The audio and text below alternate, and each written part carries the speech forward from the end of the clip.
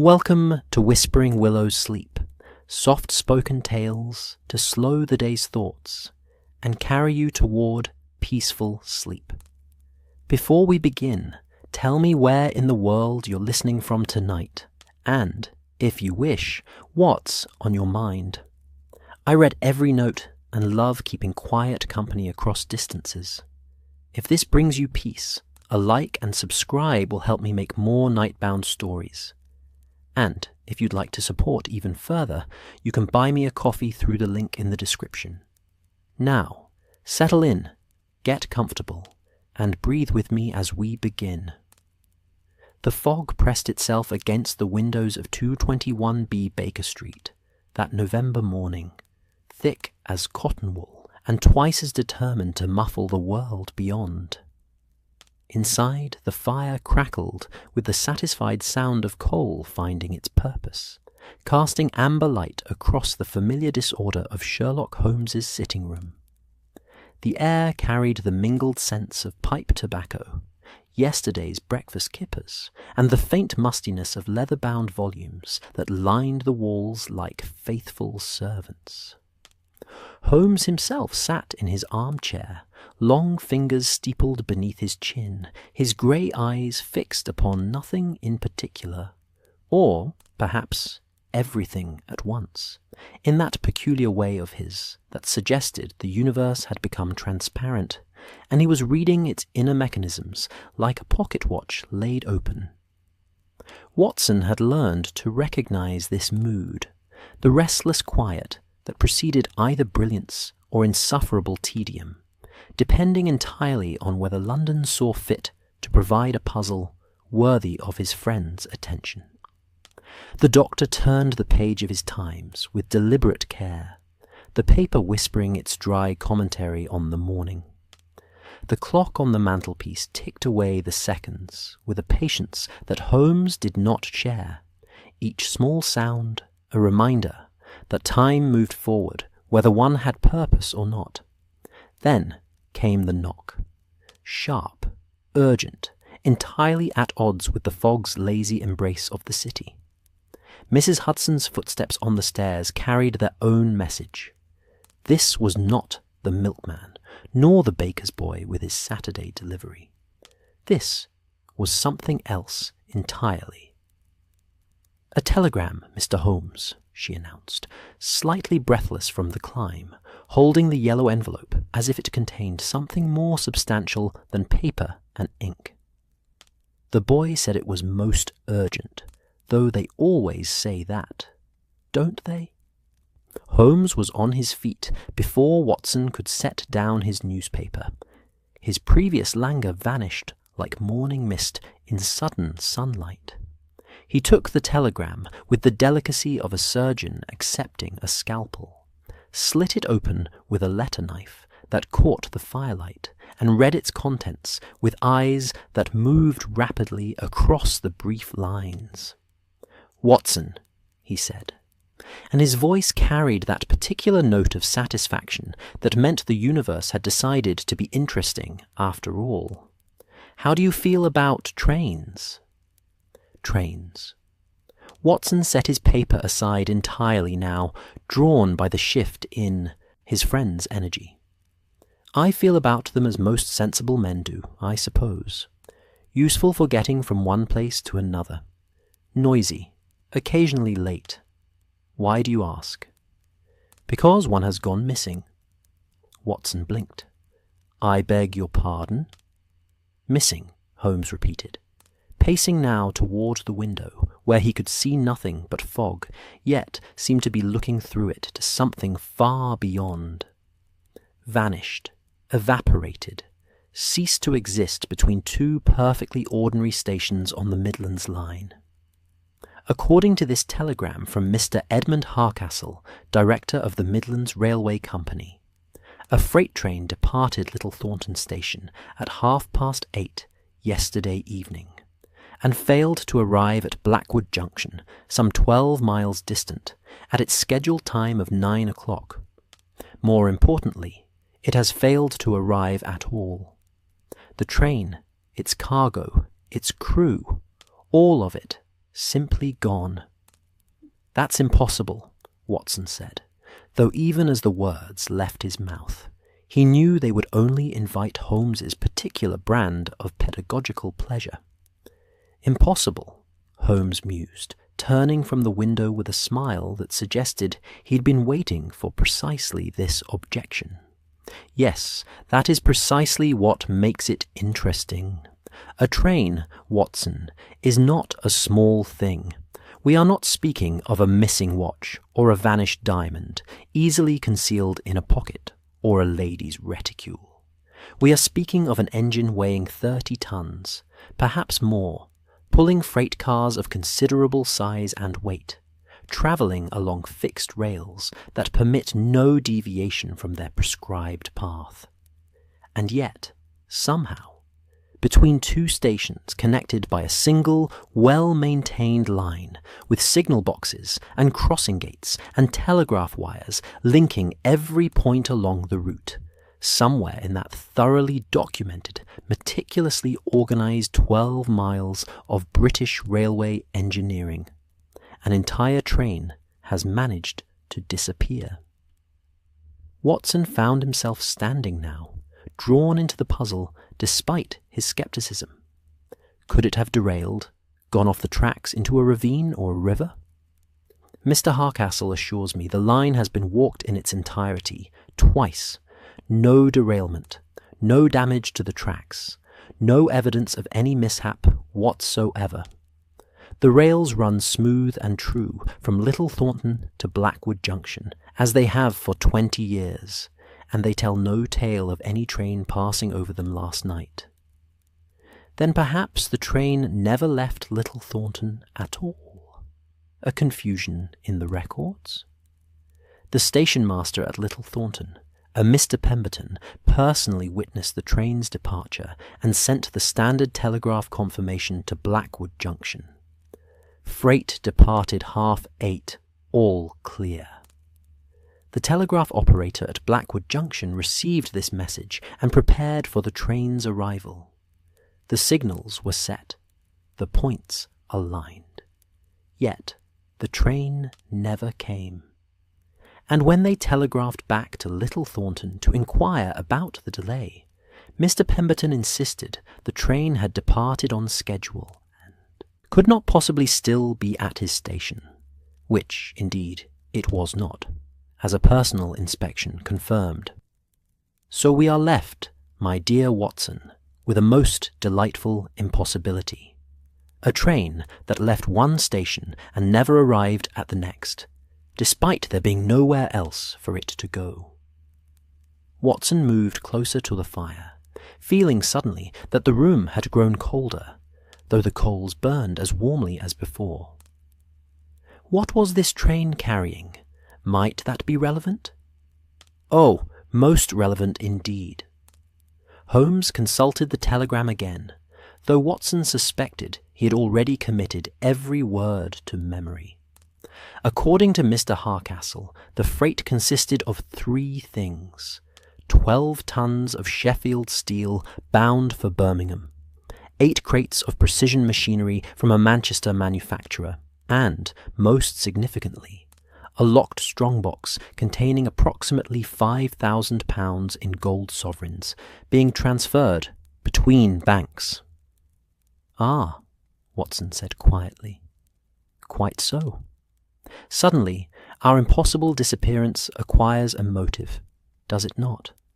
Though the method remains tantalizingly obscure." Holmes strode to his desk, already pulling down railway timetables and maps from the shelf above it. "Mr. Harcastle requests our immediate attendance. He has arranged for a special train to take us to Little Thornton this very morning, where we may begin our investigation while the details are still fresh and the witnesses still reliably confused." Confused. Watson moved to help his friend gather materials, already mentally preparing for their departure. The human mind, Watson, abhors an impossibility. When confronted with one, it immediately begins inventing explanations, each more elaborate than the last, until the simple truth is buried beneath a mountain of well-intentioned fabrication. The longer we wait, the more each witness will have convinced themselves of what they must have seen, rather than what they actually saw. We must capture their confusion, their uncertainty, before it crystallizes into false certainty. Within the hour, they were in a hansom cab making its way through London's fog-wrapped streets toward Marylebone Station. The city moved around them in muted tones, shapes emerging from the grey like thoughts half-formed. A coal wagon here, a street sweeper there, a woman in a blue dress who appeared and vanished again as if she'd been merely suggested, rather than real. The fog turned London into a city of ghosts, and Watson found himself thinking of vanished trains and impossible journeys, of things that should be solid becoming insubstantial. Marylebone Station, when they reached it, was a cathedral of iron and glass, its great arched roof disappearing into the fog above, as if the building had no true ceiling, only an aspiration toward sky. The air inside was warmer than outside, but carried its own particular atmosphere. Coal smoke and steam, machine oil and human sweat, the metallic tang of rails that had known the passage of 1,000 wheels, the sharp scent of fresh paint on advertising boards promising destinations, both exotic and ordinary. The station thrummed with purposeful activity, porters wheeling luggage carts, passengers consulting enormous clock faces, railway officials in their dark uniforms moving with the crisp efficiency of men who knew that every minute mattered when thousands of lives were synchronized to timetables. Their special train waited on Platform 7, a compact affair of just an engine and 2 first-class carriages, already building steam pressure with small explosive huffs like a horse eager for the race. The engine driver, a man of perhaps 50, with a weather-worn face and hands that bore the permanent stains of coal and oil, touched his cap to them. "Mr. Holmes, Dr. Watson, I'm Driver Fenwick. Mr. Harcastle's orders are to get you to Little Thornton with all speed. Should make it in under 2 hours if the signals favour us." "Excellent," Holmes said, climbing aboard with the energy of a man half his age. "Tell me, Mr. Fenwick, have you heard about the missing train?" "Heard?" The driver snorted, beginning his final checks before departure. "It's all anyone's talking about on the lines, sir. Railway men don't like mysteries. We like things that run on schedule, predictable like. A missing train, that's, well, it's unnatural, if you don't mind me saying." "I don't mind at all. What do your fellow railway men think happened?" Fenwick paused in his work, considering. "Some say ghosts. There's always talk of ghosts on the railways, men who died in accidents, that sort of thing. But I don't agree with that.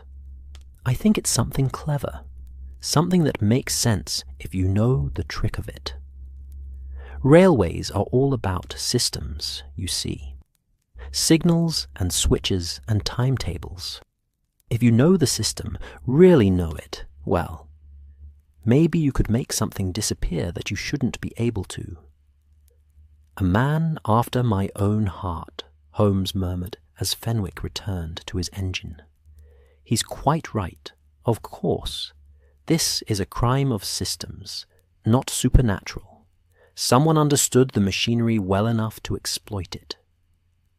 They settled into their compartment as the train began to move, sliding out of Marylebone with the smooth authority of wheels finding their rhythm. London fell away behind them, the fog thinning as they gained speed, the city giving way to suburbs and then to the open countryside of Middle England. Watson watched through the window as the landscape transformed, the precise geometry of town giving way to the softer patterns of fields and hedgerows. small villages clustered around church spires like chicks around a hen. The railway carved through this pastoral scene with Victorian confidence, embankments rising and falling, bridges spanning modest rivers. The track itself, a statement of industrial will imposed upon agricultural tradition. Telegraph poles marched alongside them like faithful soldiers, their wires humming with invisible messages. Every few miles, a signal box would appear. Those small brick fortresses where men worked enormous levers to direct the flow of traffic, keeping trains from colliding, ensuring that the system functioned with clockwork precision. Holmes had spread his maps across the seat opposite, tracing routes with one long finger, occasionally making notes in the small leather journal he carried. Watson knew better than to interrupt this process. His friend was constructing something in that remarkable mind of his, building a model of the railway system that he would then test against reality until he found the point where the two diverged. The Midlands Line, Holmes said eventually, though whether to Watson or to himself was unclear, was completed in 1873, connecting Birmingham to Leeds with various branch lines serving the industrial towns between. The section between Little Thornton and Blackwood Junction is relatively isolated. Agricultural land mostly, with only 2 small hamlets within 5 miles of the track. The line runs fairly straight, with minimal curvature, over terrain that is gently rolling, but presents no significant engineering challenges. In short, Watson, it is exactly the sort of unremarkable stretch of railway where nothing interesting should ever happen, and where, therefore, something very interesting has happened indeed. The train rocked gently beneath them, the rhythm of wheels on rails creating a hypnotic percussion that seemed to measure out, not just distance, but possibility itself. Each click of the wheels was a question. Where had the train gone? How had it vanished? Who had made it disappear? And, perhaps most importantly, why? Outside, the November landscape rolled past in muted tones of brown and grey and green, the fields stripped of their harvest, the trees bare or nearly so, the sky a pale sheet of cloud that suggested rain without quite committing to it. Here and there, a farmer's cottage sent up smoke from its chimney, the grey plume rising straight in the still air before spreading and dissipating, becoming part of the general atmosphere of an English autumn afternoon. Watson found himself thinking about what Holmes had said earlier, about the impossibility of hiding a train. Where could such a thing go? Even if it had been somehow lifted bodily from the tracks, which was absurd, where would one put it? How would one move it? A train was not just large, but fundamentally connected to its infrastructure. It needed rails, signals, and stations. It was part of a system that extended across the entire nation, each part dependent on every other part. To remove a train from that system should be like removing a word from a sentence. Immediately obvious, impossible to hide. And yet, someone had hidden it. Someone had made an entire freight train, with its cargo of steel and machinery and gold, simply cease to exist between 2 points on a map. The impossibility of it should have been frustrating, Watson thought. Instead, he found it strangely calming, in the way that only truly difficult puzzles can be calming. There was an answer. There had to be an answer. And Sherlock Holmes would find it, because that was what Sherlock Holmes did. He found answers where others saw only questions, saw patterns where others saw only chaos. The train carried them northward through the afternoon, bearing them toward Little Thornton and the beginning of their investigation, toward questions that needed answers and mysteries that demanded solutions. Outside, the English countryside continued its quiet existence, fields and forests and villages, each with their own small stories, their own minor dramas. But none of those stories, Watson suspected, were quite so strange as the tale of a train that had vanished into thin air, leaving behind nothing but confusion, speculation, and the determined footsteps of Sherlock Holmes following its impossible trail. Little Thornton Station announced itself with a modest sign painted in the Midlands Railway Company's colours of deep green and cream. The letters precise and workmanlike, promising nothing more than competent service and reliable schedules. The station itself was a neat brick building of 2 stories. Its architecture, Vanishing of the railway expansion of the 1870s, functional rather than grand, built to serve a purpose rather than impress. The platform stretched alongside the main track, bordered by whitewashed stones that gleamed even in the subdued afternoon light, kept pristine by some diligent hand that understood the importance of order in the operation of railways. As their special train hissed to a stop, Watson could see a small crowd had gathered. Railway officials in their dark uniforms, a local constable looking somewhat out of his depth, and several townspeople whose curiosity had overcome their afternoon routines. Word of the missing train had clearly spread, as such things do in communities where the railway represents both livelihood and excitement. A man detached himself from the group and strode forward with the purposeful gait of someone accustomed to authority. He was perhaps 60, with steel-grey whiskers and eyes that had the particular sharpness of someone who spent their days ensuring that complex systems ran smoothly.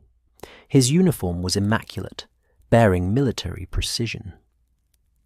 "Mr. Holmes, I'm Station Master Pemberton." His handshake was firm, his palm calloused from years of railway work. "Thank you for coming so quickly. This business, well, sir, I've been with the railways for 37 years, and I've never seen anything like it, never even heard of anything like it."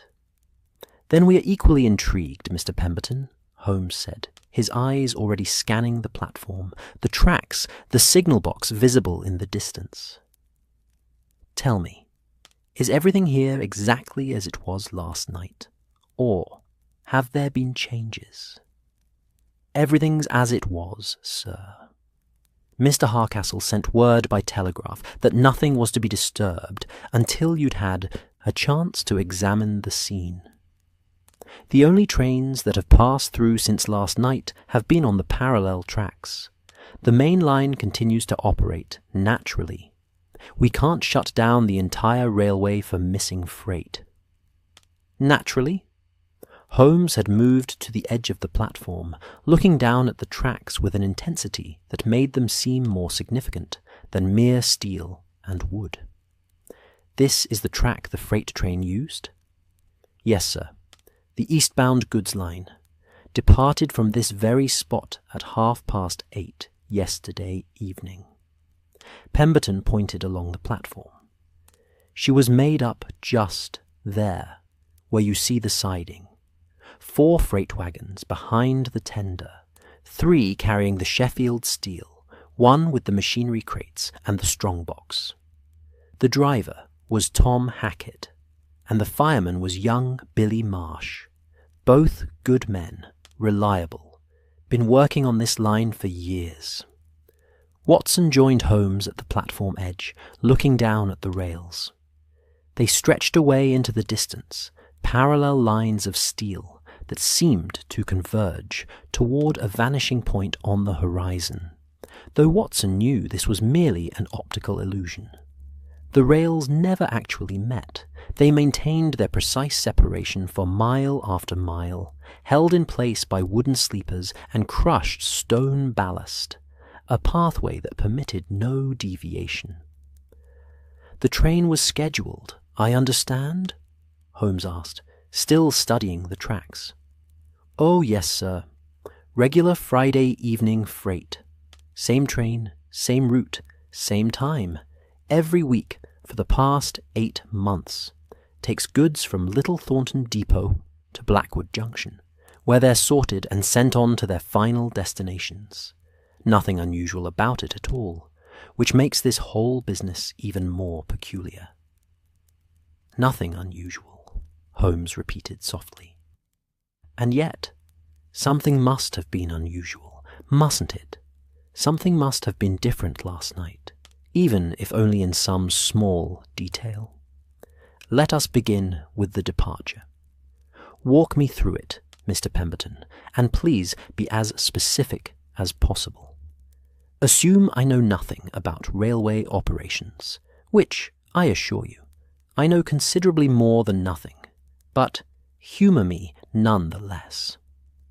Pemberton nodded, gathering his thoughts with the careful precision of a man giving testimony. I arrived on duty at 6 o'clock, as always. Friday evenings are relatively quiet here. Most of the passenger traffic is morning and afternoon. The freight was being assembled at the siding by our goods staff. I did my usual inspection at 7, checked the wagon couplings, the brake rigging, the load security. Everything was in perfect order. The strong box, Holmes interjected. Where exactly was it positioned? In the 4th wagon, sir, the one carrying the machinery crates from Manchester. The box was placed there by armed guard at 4 o'clock that afternoon, secured with chains to the wagon floor. 2 guards from the bank rode with it. They had a small compartment built into the wagon for just that purpose. We're not set up for passenger comfort in freight wagons, but there was a bench and a lantern for them. Watson felt a chill that had nothing to do with the November air. There were guards on the train, men who vanished along with it. Yes, Doctor. Pemberton's face showed the strain of this particular detail. Robert Finch and James Cooper, both family men, are from Birmingham, both simply gone. Holmes's expression remained neutral, but Watson caught the slight tightening around his friend's eyes that suggested this information was being filed away as significant. A missing train was one thing, missing men were quite another. Continue, Holmes said quietly. By 8 o'clock, the train was fully assembled and ready. Driver Hackett and Fireman Marsh arrived from the engine shed at 1:15. They did their pre-departure checks: water, coal, steam pressure, all the usual procedures. At 8:20, I gave them their clearance papers and departure orders. At precisely 8:30, I personally watched Tom Hackett release the brake and opened the regulator. The train moved off smoothly, gathering speed as it left the station. I could hear it for a good 2 minutes after it disappeared from sight, the sound carrying on the evening air. The weather yesterday evening? Holmes asked. Clear, sir. Cold, but dry. Visibility was excellent. You could see the stars. No fog, no rain, nothing that would impede operations or visibility. And you sent the departure telegraph? Immediately, sir. Freight departed 8:30. All clear. Standard message to Blackwood Junction, letting them know to expect the train in 30 minutes. Holmes had begun pacing along the platform now, his hands clasped behind his back, his gaze moving from the tracks to the signal box to the surrounding landscape. The station sat in a shallow valley, with gentle hills rising to the north and south. To the east, the direction the train had travelled, the land rolled away in agricultural fields, their autumn stubble golden in the slanting light. A few scattered farmhouses dotted the landscape, their chimneys sending up thin streams of smoke. You said you could hear the train for 2 minutes after it left. Then what? Then silence, sir. Or rather, the normal sounds of evening. Birds, the wind, distant farm animals. No train sounds at all. But that's not unusual. Once a train gets beyond about half a mile, you can't really hear it anymore unless the wind is carrying the sound directly to you. And you had no reason to be concerned at that point. None whatsoever, sir. The train had departed on schedule, in perfect working order. I had no expectation of hearing from it again until it reached Blackwood Junction, at which point Mr. Ashford, he's the station master there, would send me a confirmation telegraph. That's the usual procedure. But no such telegraph came. No, sir. At 9 o'clock, when the train should have arrived, there was nothing. I wasn't. Immediately worried. Trains can run a few minutes late for any number of reasons. A hot box, a minor mechanical issue, even just caution on the driver's part if he saw something on the line. But by 9:15, I began to feel uneasy. At past, I sent a telegraph to Blackwood asking if there had been any delay. Mr. Ashford replied immediately, "No train arrived. Please advise." The station master's voice had taken on the hollow quality of a man recounting a nightmare. Watson could imagine the growing sense of unreality as the minutes ticked by, as the impossible slowly revealed itself to be somehow inexplicably actual. "I thought there must be some confusion," Pemberton continued. "I sent back, 'Freight departed 8:30 per schedule.' Mr. Ashford replied, 'Confirmed expected, never arrived. Have you confirmed that the train departed your station?' And I sent back, 'Personally witnessed departure.'" "At what point?" Holmes asked gently. "Did you begin to understand that something truly unusual had occurred?" "When Mr. Ashford sent his next message, sir. He wrote, 'Walking line now with lanterns. No train was found. No evidence of derailment. Track clear both directions.' That's when I knew we weren't dealing with a simple delay or mechanical failure. That's when I sent for the local constable and began organizing our own search party." Holmes turned to face the station master directly. "This search party, tell me exactly what they found, or rather, what they didn't find." "We walked the entire line to Blackwood Junction, sir. 12 miles, every foot of it examined by lamplight. 20 men, 5 separate groups, each covering a section. We found nothing. No train, no damage to the track, no sign that anything unusual had occurred. The rails were intact, the sleepers sound, the ballast undisturbed. It was as if the train had simply evaporated into the night air. The image hung in the air between them.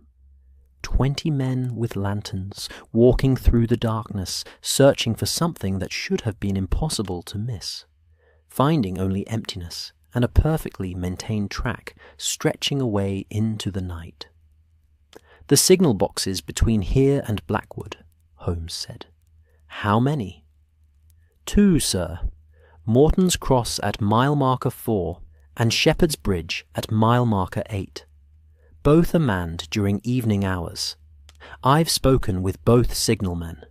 Neither reported seeing the train pass." "Neither saw it?" Watson couldn't keep the surprise from his voice. "But surely a train passing a signal box would be impossible to miss." "You'd think so, Doctor," Pemberton said wearily. "But both men swear they saw nothing. Ted Crosby at Morton's Cross and Arthur Finley at Shepherd's Bridge, both experienced men, both adamant that no train passed their positions yesterday evening." Holmes had become very still, that particular stillness that Watson recognized as intense mental activity. "Mr. Pemberton, I would like to see your departure logs, your signal records, and any telegraph messages from yesterday evening. I would also like to interview your platform staff, anyone who saw the train depart." "Of course, sir. Everything's been preserved in my office, and the staff are all here. I asked them to remain available for your questions." They spent the next hour in Pemberton's office, a small room above the platform that smelled of coal dust, paper, and the particular mustiness of official records kept in slightly damp conditions. The walls were covered with timetables, route maps, and regulations printed in the stern typeface that railway companies favoured for important announcements.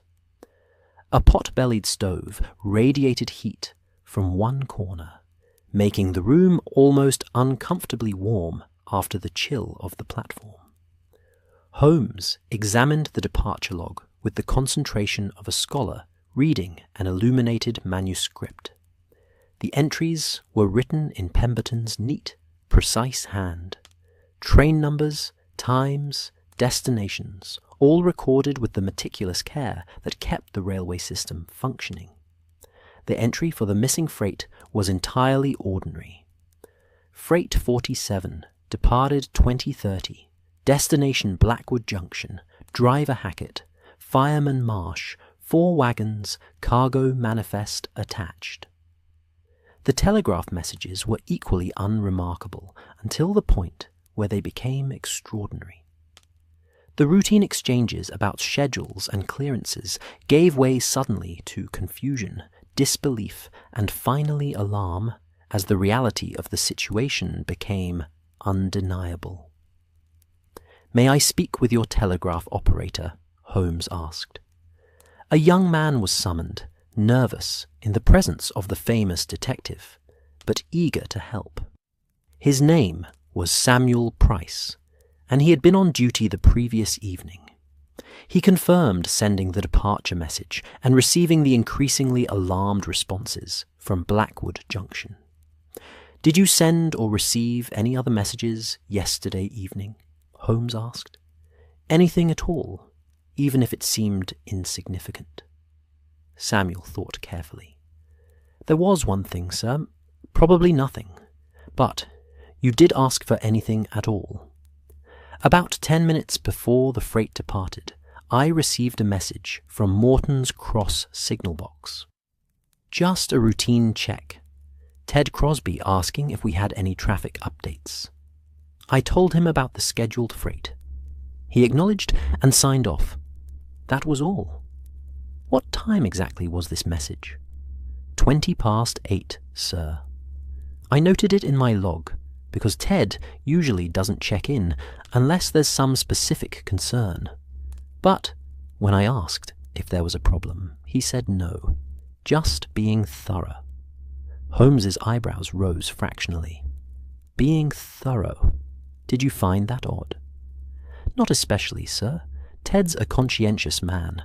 But thinking back on it now, in light of what happened, I suppose it was a slightly unusual timing."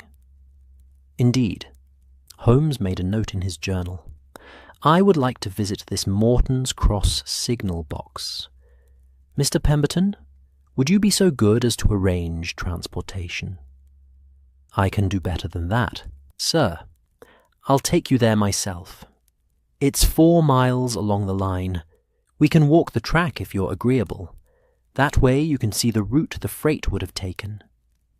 And so they set out, the 3 of them walking along the permanent way, the railway term for the track and its immediate environs, as the afternoon light began to soften toward evening.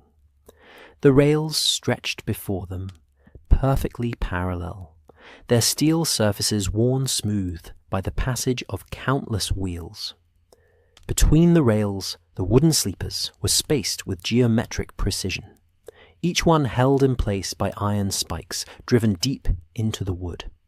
The ballast, crushed limestone that provided drainage and stability, crunched softly beneath their boots. Watson found himself mesmerized by the perspective of walking along the tracks. From a train window, the landscape moved past, Walking, the landscape remained still while they moved through it. The rails provided a kind of visual anchor, drawing the eye forward, creating the illusion that the path ahead was somehow more real, more solid than the fields and hedgerows on either side. Holmes walked with his eyes constantly moving, from the tracks to the surrounding terrain, from the telegraph poles to the distant horizon. He stopped occasionally to examine something that caught his attention. A set of marks in the ballast, a signal post, a place where a farm track crossed the railway line. Each time, Watson watched him process information, filing it away in that extraordinary mind. The countryside around them was quiet, in the way of rural England in late autumn, the harvest complete, the land resting before winter's arrival. Crows called from the bare branches of oak trees, their voices harsh, but somehow appropriate to the season. A fox appeared briefly on a distant hillside, watching them with wary interest, before slipping away into the gathering shadows. "Tell me about Morton's Cross signal box," Holmes said as they walked. "What makes it significant?"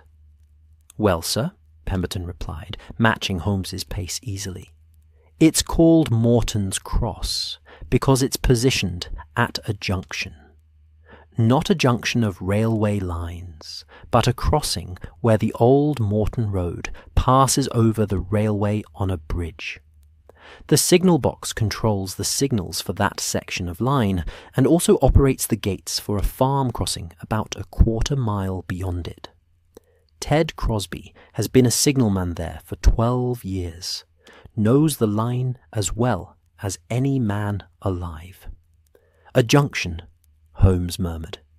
"Even if it's only a crossing. That's interesting."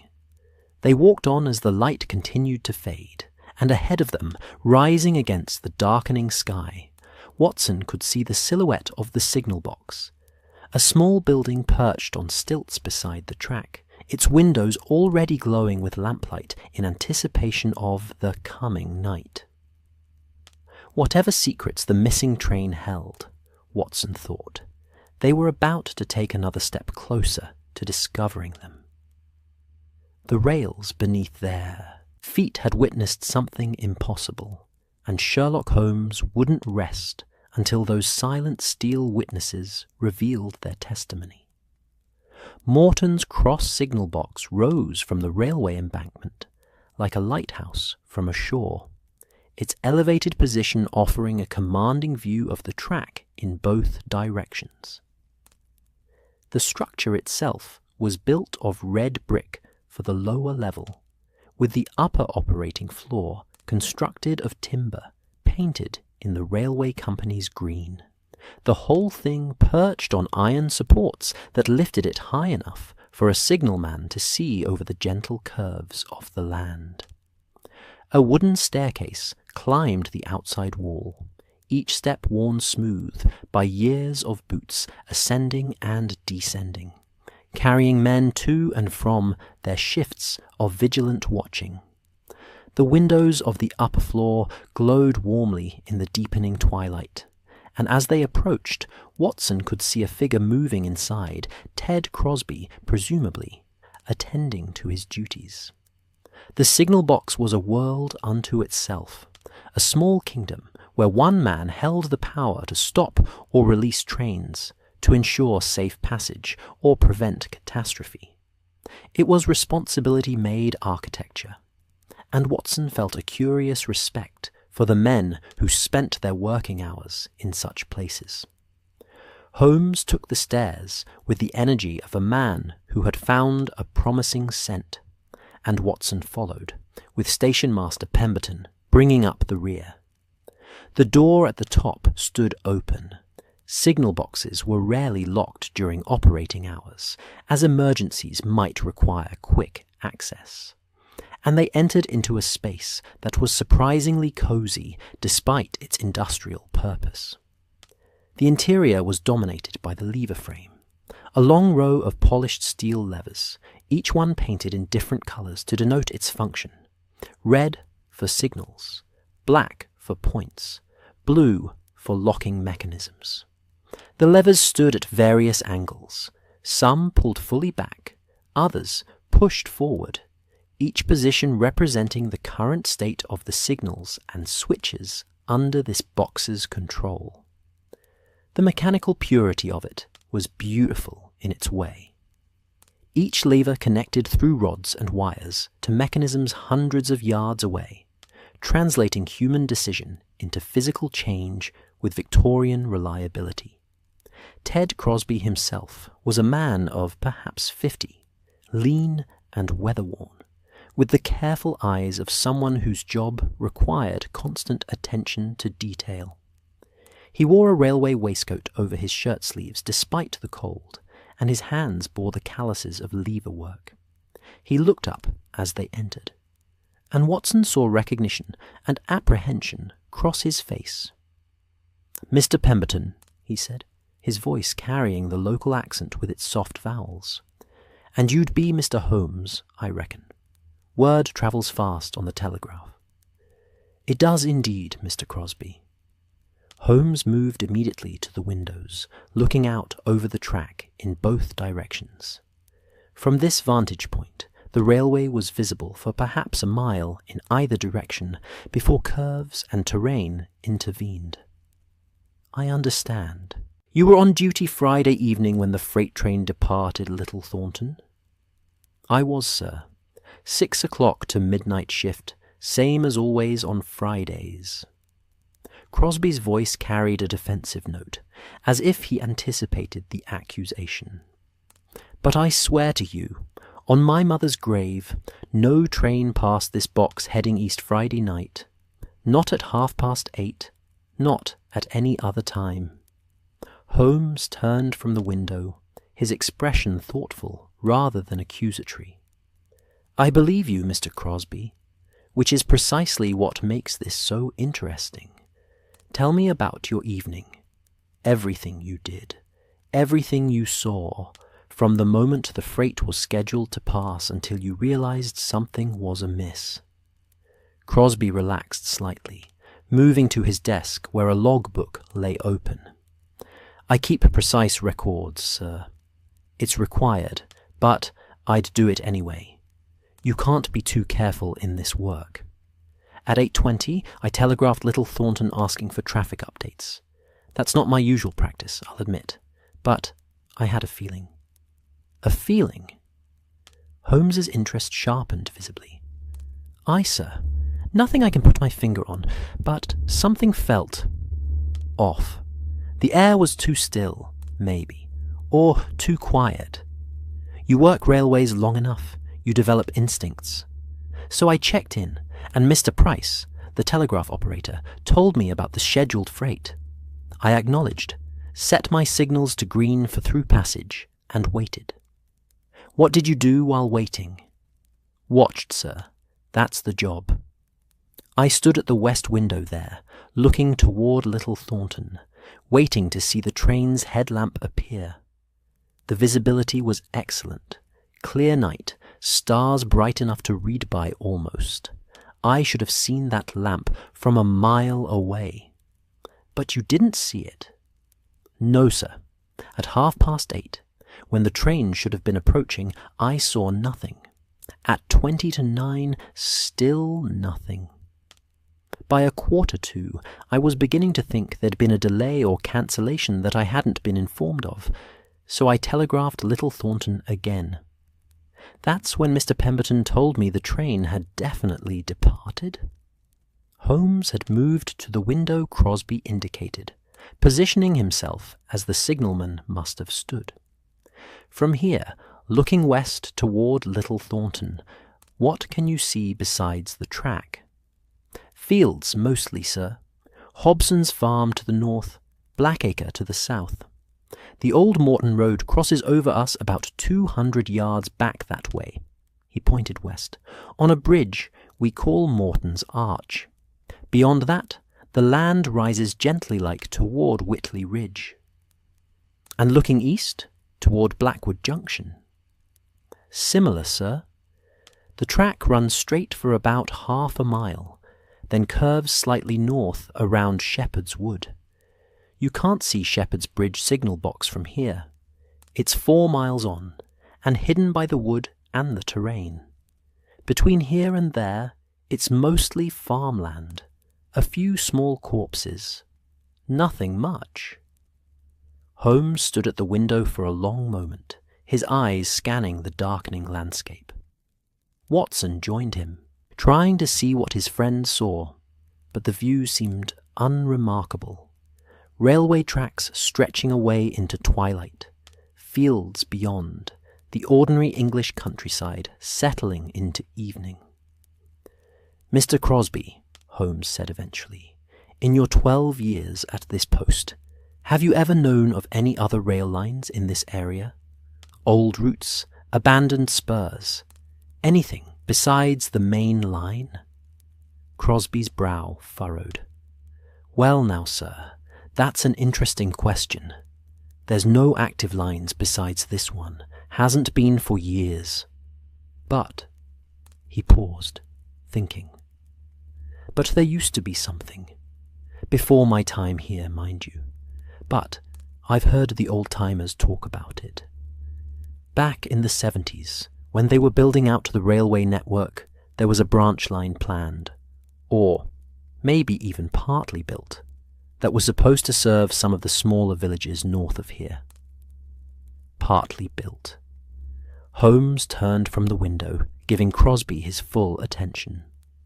"That's what I've heard, sir. Railway speculation was wild in those days. Companies would start building lines based on optimistic projections of traffic and profits. But if the money ran out, or the projections proved wrong, well, sometimes the lines were abandoned before completion.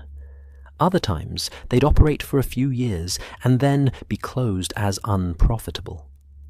Station Master Pemberton spoke up, his voice thoughtful. "I've heard similar stories, Mr. Holmes. The railway boom of the 70s created a lot of redundant or failed lines.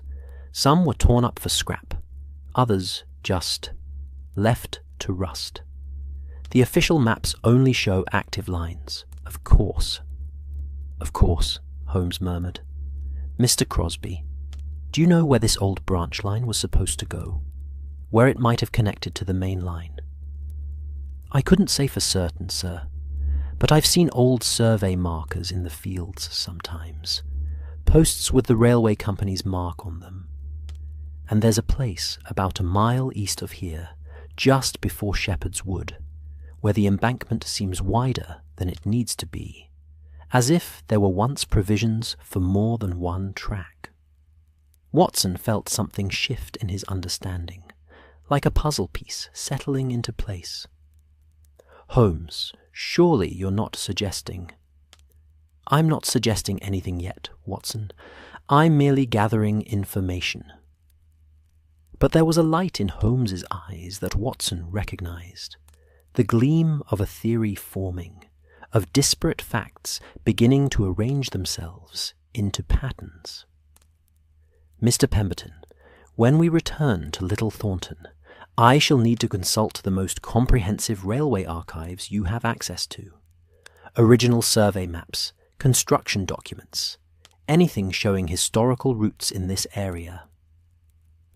"I can do better than that, sir," Pemberton replied. "The Midlands Railway Company maintains a complete archive at our Birmingham office. I can have anything you need sent by special messenger, or we could take the morning train to Birmingham and consult the archives directly." "The morning train would be acceptable, though I confess to some impatience. These hours may be crucial." Holmes turned back to Crosby. "One final question. In the days leading up to Friday evening, did you notice anything unusual? Any maintenance work on the line? Any strangers in the area? Any irregularities whatsoever?" Crosby considered carefully. "There was a fellow around here on Thursday, now you mention it. Said he was from the railway company's engineering department, checking signal response times. Had the proper credentials, I saw them myself. He spent an hour or so examining the signal mechanisms, made some notes, and moved on. Did he give a name? Thompson, I think it was. Or maybe Thompson. I wrote it in my log. Crosby flipped back a page in his record book. Here we are. Mr. J. Thompson, Engineering Department, conducted signal inspection, 1430 to 1545, all systems functioning correctly. And you had no reason to doubt his authenticity? None, sir. The credentials looked genuine, and we do get periodic inspections. Nothing unusual about it. Except, Holmes said softly, that Mr. Harcastle, the railway company director, made no mention of any scheduled inspections in this area. But perhaps it simply slipped his mind. He produced his notebook and made a brief entry. Thank you, Mr. Crosby. You've been most helpful. They descended from the signal box as full darkness settled over the countryside. The stars that Crosby had mentioned were indeed brilliant, scattered across the sky like diamonds on velvet, providing just enough light to see the track stretching away in both directions. The rails themselves caught the starlight, two silver ribbons leading into darkness. Holmes, Watson said as they began the walk back to Little Thornton, what are you thinking? You can't seriously believe there's some hidden railway line that a freight train could simply vanish onto. Can't I? Holmes's voice carried a note of amusement. Watson, consider what we know.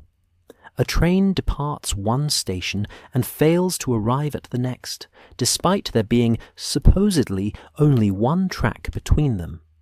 Neither of the signal boxes along that route reports seeing the train pass. The track itself shows no sign of derailment or damage. The train cannot have reversed back to Little Thornton. Mr. Pemberton would have seen it. It cannot have continued past Blackwood Junction. Mr. Ashford confirms it never arrived. So where is it? I don't know, Watson admitted. That's why it's impossible. Nothing is impossible, merely improbable. And the more improbable something appears, the more likely it is that our assumptions are incorrect. We assume there is only one track between Little Thornton and Blackwood Junction, because the current railway maps show only one track. But what if that assumption is false? What if there is another route, forgotten, abandoned, but still physically present? Pemberton had been listening intently.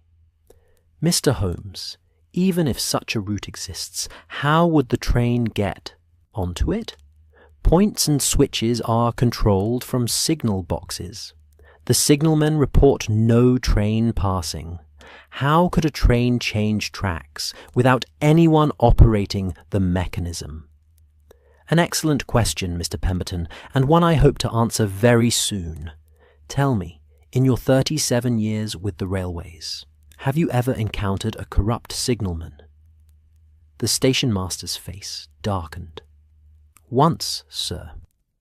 20 years ago, a man at a junction box was taking bribes to delay commercial trains in favour of a competing freight company. He was discovered, dismissed, and prosecuted. Railway men generally take pride in their work. Corruption is rare, but not unknown. And a signalman would have complete control over the points in his section? Absolute control, sir. That's why we select such men carefully and pay them well. The responsibility is enormous. They walked on through the darkness, the only sounds their footsteps on the ballast and the occasional hoot of an owl hunting in the fields. Watson found himself thinking about what Holmes had suggested. An abandoned railway line, a corrupt signalman, a carefully planned crime exploiting forgotten infrastructure. It seemed fantastical, yet he had learned long ago that Holmes's theories, however unlikely they seemed initially, had a disturbing tendency to prove accurate. As Little Thornton Station came into view ahead, its lamps glowing warmly against the night, Holmes spoke again. "Tomorrow we will visit Birmingham and consult those archives. Tonight, however, I would like to send several telegrams. Mr. Pemberton, your telegraph office remains open at this hour? For official railway business, sir. Always." "Excellent. I shall need to contact the engineering department of the Midlands Railway Company, the surveyor's office that approved the original route plans for this section of line, and—" he paused, "the personnel department regarding employment records of all signalmen on this section of track for the past 15 years. Watson heard the implication clearly. "You think one of the current signalmen might be involved. I think, Watson, that a train carrying £5,000 in gold has vanished, and that such a thing requires not just audacity, but intimate knowledge of railway operations. Who better than a signalman? Who else would know every inch of track, every signal, every switch? Who else could make a train disappear by the simple expedient of directing it somewhere it wasn't supposed to go?" They reached the station, and Pemberton immediately led Holmes to the telegraph office. Watson remained on the platform, looking out along the track that vanished into darkness. Somewhere out there, in that invisible landscape of fields and woods and sleeping villages, a freight train lay hidden. 4 wagons of cargo, 2 guards, a driver, a fireman, all of them simply gone, as if the earth had opened and swallowed them whole. But the earth hadn't opened. Someone had opened a different route, an impossible route, a phantom route that official maps insisted didn't exist. And tomorrow, Watson thought, they would prove that it did. The morning train to Birmingham departed Little Thornton at 7 o'clock, carrying Holmes, Watson, and Station Master Pemberton through a landscape transformed by dawn mist into something ethereal and uncertain. The fields on either side of the track lay hidden beneath a white blanket that rose and fell with the contours of the land, broken only by the dark silhouettes of hedgerows and the occasional farmhouse materializing like ships emerging from fog. The sun, still low on the eastern horizon, cast long shadows and turned the mist golden at its edges, creating the impression that they were travelling through some liminal space between the solid world and dreams. Watson had slept poorly at the inn where they'd taken rooms for the night, his mind circling the mystery like a dog worrying a bone. Holmes, predictably, had spent most of the night in correspondence, sending and receiving telegrams, his restless energy filling their shared sitting room with the scratch of pen on paper and occasional exclamations of satisfaction or frustration. When Watson had risen at 6, he'd found his friend already dressed and packed, eyes bright with the peculiar intensity that meant the hunt was well and truly on. Now, as the train rocked gently beneath them, Holmes sat surrounded by papers, the replies to his various inquiries, which had been waiting at the station when they arrived. He read through them with rapid attention, occasionally passing one to Pemberton with a brief comment or question. "The engineering department confirms no scheduled inspections at Morton's Cross last week," Holmes said, his finger tracing down one telegram. "In fact, no inspections of any kind were planned for that section of line until next month. So our Mr. J. Thompson was either operating without authorization or wasn't from the engineering department at all." "Could be a contractor," Pemberton suggested. "Sometimes we hire independent engineers for specialized work." "A possibility worth investigating. Ah, and here, This is more interesting. Holmes held up another telegram. The surveyor's office confirms that in 1874 a branch line was indeed surveyed and partially constructed between Little Thornton and the village of Whitley Cross, approximately 6 miles north of the main line. Construction began in May of that year and ceased in October, when the financing company collapsed. The line was never completed to Whitley Cross, and the section that had been built was officially abandoned in 1876. Watson leaned forward, his interest sharpening. Abandoned, but not dismantled. Apparently not entirely. According to this, the rails were removed in some sections for reuse elsewhere, but other sections were simply left in place and allowed to deteriorate. The right-of-way, the land the railway company had purchased for the line, was eventually sold back to local landowners who were instructed to remove or bury any remaining infrastructure at their own expense. Whether they actually did so is, naturally, another question entirely. And where does this branch line connect to the main line? Pemberton asked, though his expression suggested he already knew the answer would be significant. According to the survey maps, the junction point is located approximately 1 mile east of Morton's Cross signal box, at a place marked as Blackacre Junction. Holmes's eyes glinted with satisfaction. Does that location mean anything to you, Mr. Pemberton? The stationmaster's face had gone pale. That's the place I mentioned last night, where the embankment seems wider than necessary. I've passed it hundreds of times on track inspections, and always wondered about that. If there was once a junction there, then the infrastructure for switching trains from one line to another might still exist, hidden beneath 20 years of grass and brambles. Holmes carefully folded the telegrams and tucked them into his coat pocket. Gentlemen, I believe we shall be making a rather thorough examination of the countryside around Blackacre Junction very soon. But first, the archives. The Birmingham offices of the Midlands Railway Company occupied a substantial building of soot-darkened brick near New Street Station, its facade decorated with carved stone emblems depicting locomotives and railway wheels. Inside, the building possessed that particular atmosphere of bureaucratic importance. High ceilings, echoing corridors, and the omnipresent scent of paper and ink that marked all places where records were kept and decisions made. They were met by Mr. Cedric Hartwell, the chief archivist, a small man of indeterminate age with spectacles that magnified his eyes to an almost comical degree. He greeted them with the enthusiasm of someone who rarely received visitors, and was delighted by the novelty. "Mr. Holmes, what an honour, sir. And Dr. Watson, I've read your accounts of Mr. Holmes's cases with great interest. Most thrilling.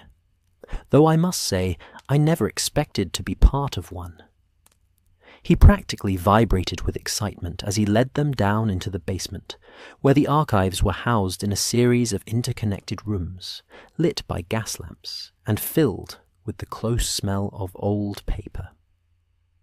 "The documents you requested are laid out in the third room," Hartwell said, leading them past shelves laden with ledgers, maps, and files. All materials relating to the Whitley Cross Branch Line project of 1874. I must say, it's not often anyone asks about failed ventures. Most people are only interested in our successful routes. The third archive room was smaller than the others, and its single long table was indeed covered with documents. Large format maps in protective sleeves, construction diagrams yellowed with age, correspondence files tied with fading ribbon, and ledgers recording the financial collapse that had killed the project. Holmes descended upon them with the focused intensity of a scholar who had just discovered a previously unknown manuscript.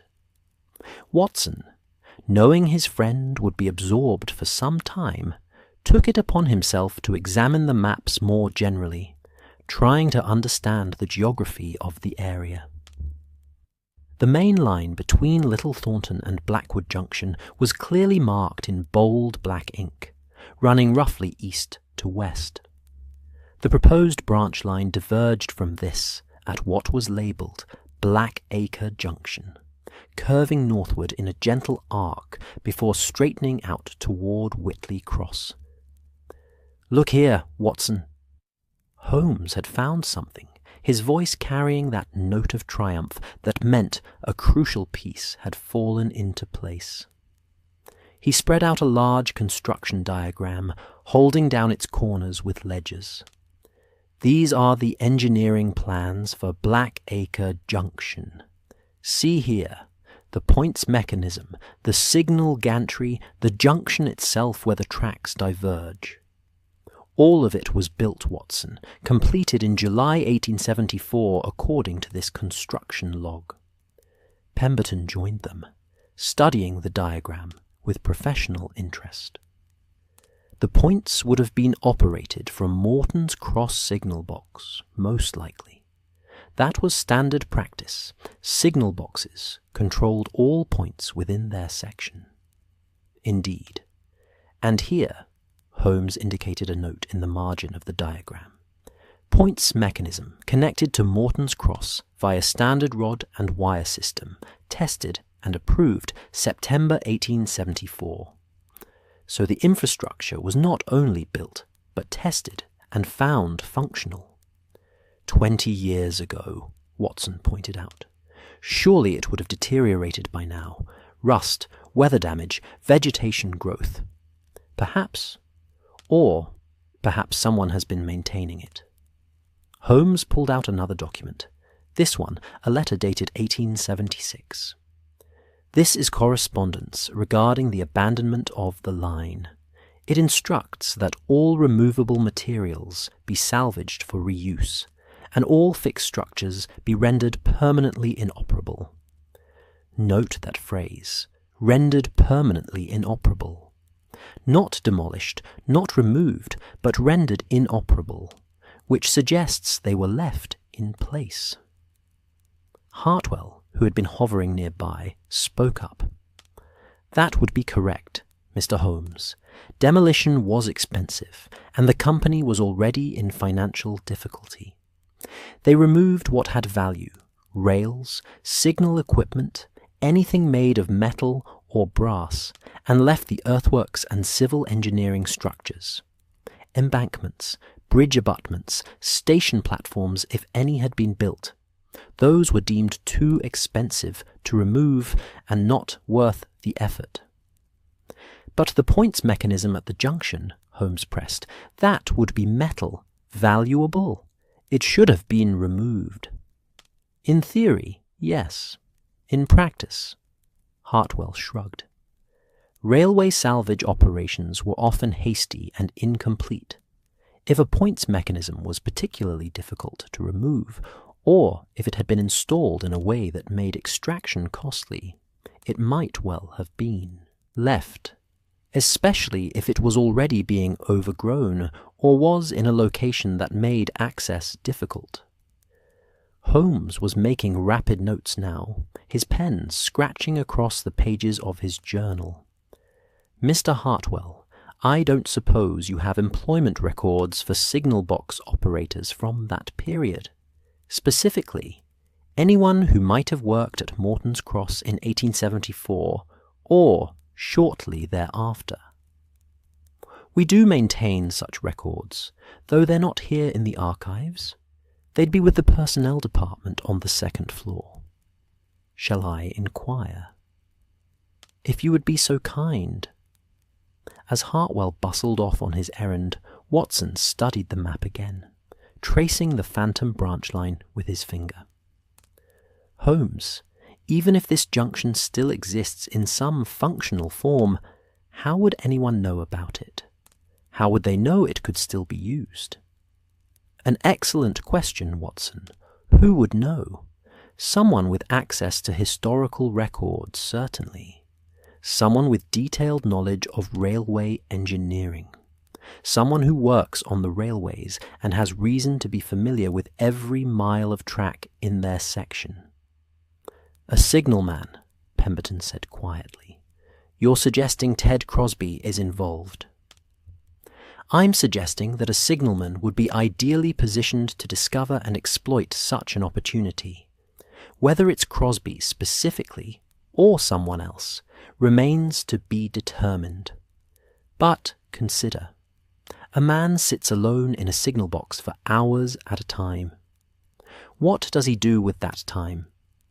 Perhaps he studies old maps, reads company histories, and explores the countryside during his off hours. Perhaps he notices that embankment that seems too wide, investigates, and discovers something extraordinary. A functional railway junction that official records claim doesn't exist. But to what end? Watson asked. Even if he could divert a train onto this old branch line, where would it go? Surely it doesn't lead anywhere useful for concealing stolen goods. Holmes smiled. That, my dear Watson, is precisely what we're going to find out. Mr. Pemberton, how long would it take to walk the old branch line from Blackacre Junction northward? Difficult to say without knowing the terrain, sir. If the right-of-way is still relatively clear, perhaps 2 hours to cover 3 or 4 miles. But if it's heavily overgrown, it could take considerably longer. Then I suggest we prepare for a country ramble. Stout boots, walking sticks, and perhaps a compass. We'll need to be back before dark. I don't fancy navigating unfamiliar terrain after sunset. Hartwell returned with a folder of papers. The personnel records you requested, Mr. Holmes. I took the liberty of pulling information on all signalmen who've worked at Morton's Cross since 1870. Holmes opened the folder and began reading, his eyes moving rapidly down the pages. Watson watched his friend's expression shift from interest to sharp attention, and knew that something significant had been found. Gentlemen, Holmes said slowly, it appears that Ted Crosby has been employed at Morton's Cross signal box since 1882, 11 years. However, before that, he worked as an assistant to the surveying team during the construction of the Whitley Cross branch line in 1874. He would have been, 19 years old at the time, young but old enough to learn the route intimately, to understand every detail of its construction. The implications hung in the air between them. Pemberton's face showed a mixture of disappointment and resignation. Ted Crosby. I've known him for years. Reliable, conscientious, never a hint of trouble. But if he knew about that junction, if he'd actually helped build it, then he would know whether it could still be used, Holmes finished, and he would know exactly how to divert a train onto it without anyone at Little Thornton or Blackwood Junction being aware. Watson, I believe we've found our man, or at least one of them. Such an operation would require assistance, surely. Someone to receive the diverted train, someone to help conceal it and dispose of the cargo. We should confront him, Pemberton said, his professional pride clearly stung by the betrayal. Bring him in for questioning. Not yet. We have theory, but no proof, and a clever man could explain away everything we've discovered as coincidence. No, what we need is to find the train itself. Once we have that, the case against Crosby and his confederates will be unassailable. Holmes gathered up the maps and diagrams. Mr. Hartwell, may I borrow these documents? I give you my word, they'll be returned undamaged. Of course, Mr. Holmes. anything to help recover that missing train and its cargo. They left the archives and made their way back to New Street Station, where they caught the midday train back to Little Thornton. The return journey felt different from the morning's trip, charged with purpose, with the electric anticipation that comes from knowing a mystery is close to resolution. The countryside through which they passed was no longer merely picturesque. It was a landscape that concealed secrets, its innocent-seeming fields and woods hiding a phantom railway and a vanished train. Holmes spent the journey studying the maps, measuring distances, making calculations in the margins of his notes. Watson watched the landscape roll by, trying to imagine what they would find when they followed that abandoned branch line into the countryside. A train couldn't simply vanish, but it could be hidden. And somewhere in those fields and woods, hidden beneath 2 decades of neglect and nature's reclamation, lay the evidence that would solve this remarkable case. As Little Thornton Station came into view, Holmes carefully folded his maps and turned to his companions. "Gentlemen, I suggest we collect what supplies we need and begin our expedition immediately. Time, as they say, is of the essence. Somewhere along that abandoned line a freight train lies concealed, and I very much doubt its crew and guards are being held in comfortable circumstances. The sooner we find them, the better." The train pulled into the station with a hiss of steam and squeal of brakes, and they disembarked into the early afternoon sunlight. The mystery of the vanishing train was about to yield its secrets, and Watson felt that familiar thrill that always preceded the climax of one of Holmes's investigations. They were close now, very close indeed. The afternoon sun hung low in the western sky, as Holmes, Watson, and Station-Master Pemberton made their way along the track eastward from Morton's Cross signal box.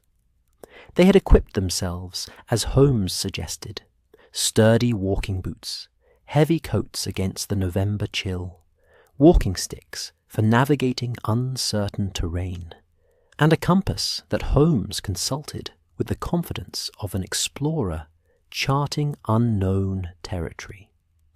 Pemberton had also brought a railway lantern, though they hoped to complete their investigation before darkness made it necessary. The embankment along this section of track rose perhaps 8 feet above the surrounding farmland, providing good drainage and a clear view of the countryside. On their left, to the north, fields of stubble stretched away toward a line of darker trees that marked the edge of Shepherd's Wood. To the south, more fields rolled gently down toward a stream whose course was marked by a meandering line of willows, their bare branches creating delicate traceries against the pale sky. Holmes walked with his eyes fixed on the embankment itself, studying its width and construction with the intensity he usually reserved for examining evidence at crime scenes. Watson found himself doing the same, and gradually began to notice what his friend had already observed. The embankment here was indeed wider than seemed necessary for a single track. Where most of the railway they'd walked featured embankments just broad enough for the track itself, plus narrow margins on either side. Here, the embankment spread to perhaps 25 feet across, its gentle slopes suggesting it had been built to accommodate something more substantial. "There," Holmes said suddenly, pointing with his walking stick toward a place where the grass grew differently, in 2 parallel lines that ran at a slight angle from the main track before curving northward. The grass was coarser there, darker green, growing in a way that suggested something beneath the soil was affecting its growth. The ghost of the old branch line. The rails were removed, but the ballast bed remains, and plants grow differently over disturbed ground even after 20 years. They left the main track and followed these subtle traces down the northern slope of the embankment. As they descended, the marks became clearer. Not just the parallel lines of the old track bed, but the wider disturbance where the junction itself had been. The ground here had been extensively excavated and refilled, and though nature had done its best to erase the scars, those who knew what to look for could still see them. At the base of the embankment, half hidden by brambles and tall grass, they found the first piece of concrete evidence, a length of iron rail, perhaps 10 feet long, so rusted and weathered that it looked more like an ancient artifact than something manufactured within living memory. It lay partially buried, forgotten by whoever had been charged with salvaging the line's materials. The junction point would be just here, Holmes said, consulting his map and then the terrain. He moved forward, pushing aside brambles with his stick, and then stopped abruptly. "Gentlemen, I believe we've found something considerably more interesting than an old rail." Watson and Pemberton joined him and saw what had captured Holmes's attention. Beneath the overgrowth, the unmistakable gleam of recently oiled metal. Holmes knelt and began pulling away the vegetation with his hands, heedless of the thorns that caught at his coat sleeves. As he worked, more metal was revealed, not rusted and ancient, but maintained and functional. It was a points mechanism, the mechanical device that allowed trains to switch from one track to another. The main components were still there. The switchblades that would move to direct trains one way or the other, the stretcher bars that connected them, the tie rods that transmitted movement from the operating lever. And most tellingly, all of it had been recently cleaned and oiled, the working surfaces showing none of the rust that should have accumulated over 2 decades of abandonment. "Good Lord," Pemberton breathed, "someone's been maintaining this. Recently, too, by the look of it." Holmes was examining the mechanism with minute attention, his long fingers tracing the connections, testing the movement of the blades. More than maintaining it, they've restored it to full functionality. "See here, Watson, these components have been replaced entirely. Modern manufacture, no more than a few years old at most. And this connection," he indicated a wire running away through the grass. "This is the rod linkage that would connect to the signal box. It's been kept intact and operational." "But how?" Watson asked. "How could someone do all this work without anyone noticing?" "Consider the location," Holmes replied, standing and brushing dirt from his hands. "We're a mile from the nearest signal box, half a mile from the nearest farm. The embankment screens this spot from a casual view. A man working here on Sunday mornings, or during the long summer evenings when the days stretch late, could accomplish a great deal over the course of months or years. A little oil here, a replacement part there, all of it done gradually, patiently, until the impossible became possible. A forgotten junction brought back to life." They followed the old track bed northward, and the evidence of recent activity became impossible to ignore. Every few hundred yards they found signs, trampled grass that hadn't yet recovered, fresh oil stains on the old ballast, places where new gravel had been spread to reinforce weak sections. Someone had been walking this route regularly, maintaining it, keeping it viable for use.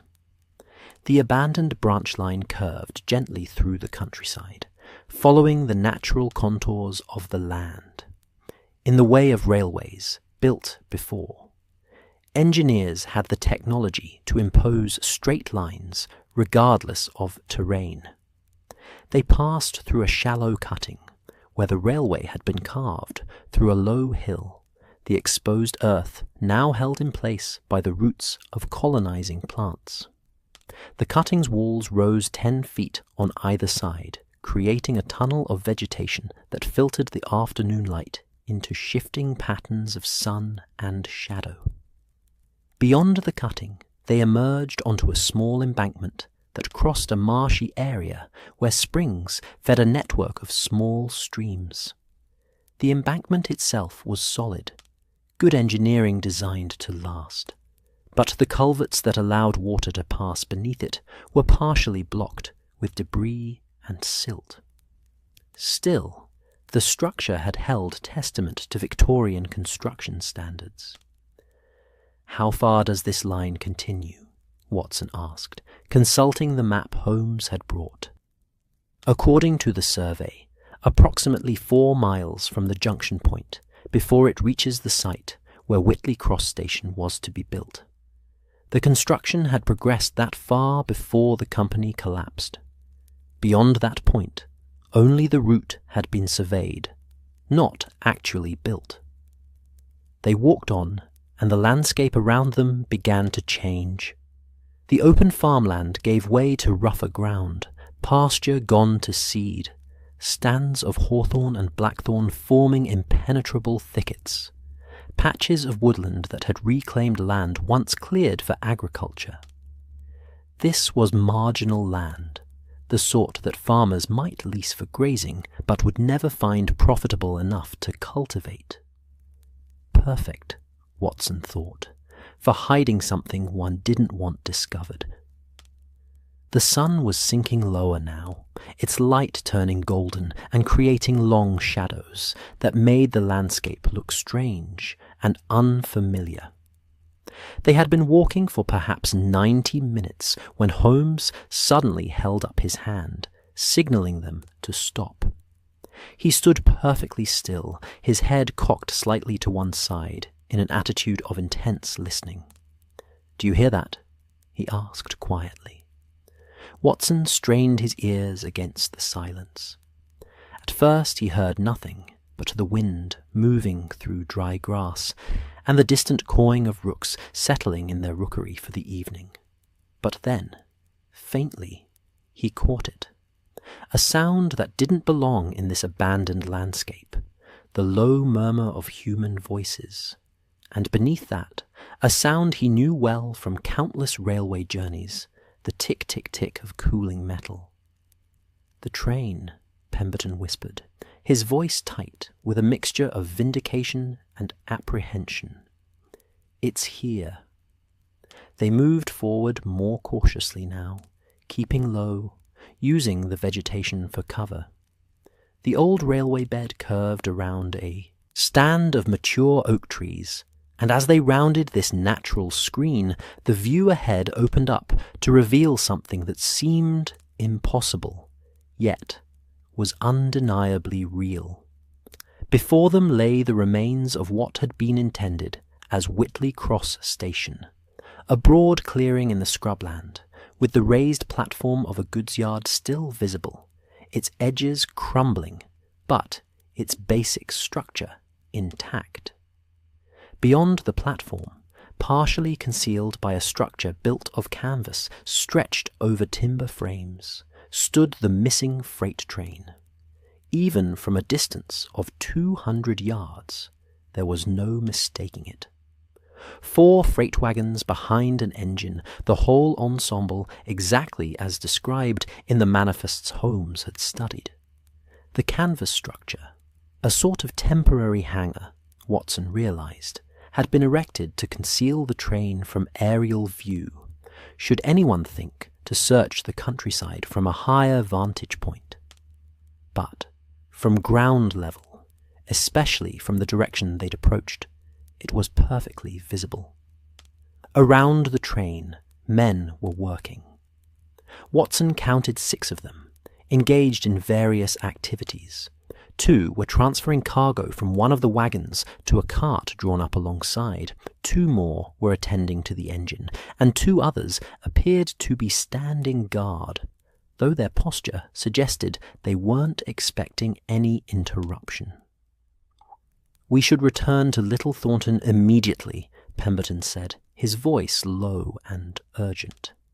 "Get the police. Come back in force to arrest these men." But Holmes shook his head. "By the time we walk back, telegraph for assistance, and return with constables, they could disperse and remove evidence. No, we need confirmation of who's behind this, and we need it now." His eyes were fixed on the scene before them, cataloguing every detail. "Watson, did you bring your service revolver?" "I did, though I hoped it wouldn't be necessary." "As did I. But desperate men who've committed themselves to a crime of this magnitude may not surrender peacefully." Holmes turned to Pemberton. "Mr. Pemberton, I need you to return to Morton's Cross signal box. Don't use the track. Go cross-country to avoid being seen. When you reach the box, if you find Ted Crosby on duty, detain him on my authority and send immediately to the police. If he's not there, send it to the police anyway and tell them we've found the train and require immediate assistance." "You're staying here?" Pemberton looked alarmed. "Mr. Holmes, there are 6 men down there, possibly armed, which is precisely why we need to act quickly and decisively. Don't worry about us, Mr. Pemberton. Dr. Watson and I have faced worse odds than this. Now go, please, and with all speed." The station master hesitated only a moment before nodding and setting off back the way they'd come, moving quickly but carefully to avoid making noise that might alert the men at the train. When he was out of sight, Holmes turned to Watson with a slight smile. "Well, my friend, shall we get a closer look? I'm particularly interested in seeing whether our guards and crew are being held captive or are part of the conspiracy." They worked their way closer, using the scrubland for cover, moving from thicket to thicket with the patience of stalking cats. As they drew nearer, Watson could make out more details. The engine was indeed the one that had departed Little Thornton.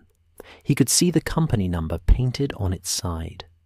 The freight wagons were similarly marked, their cargo doors open as men transferred heavy crates and machinery to the waiting cart. Of the strongbox containing the gold sovereigns, there was no sign. Presumably, it had already been removed and hidden elsewhere. They had reached a position perhaps 50 yards from the train, concealed behind a dense growth of gorse, when Watson spotted something that made his blood run cold.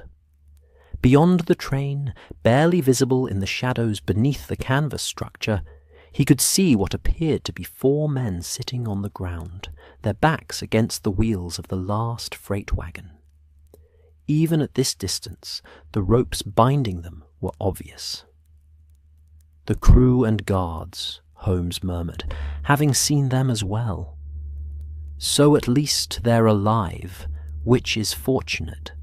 This remains a case of theft rather than murder, though attempted murder may yet be added to the charges if those men have been denied food or water." As they watched, one of the men working around the train called out to someone Watson couldn't see. "Ted, how much longer are we going to be stuck out here?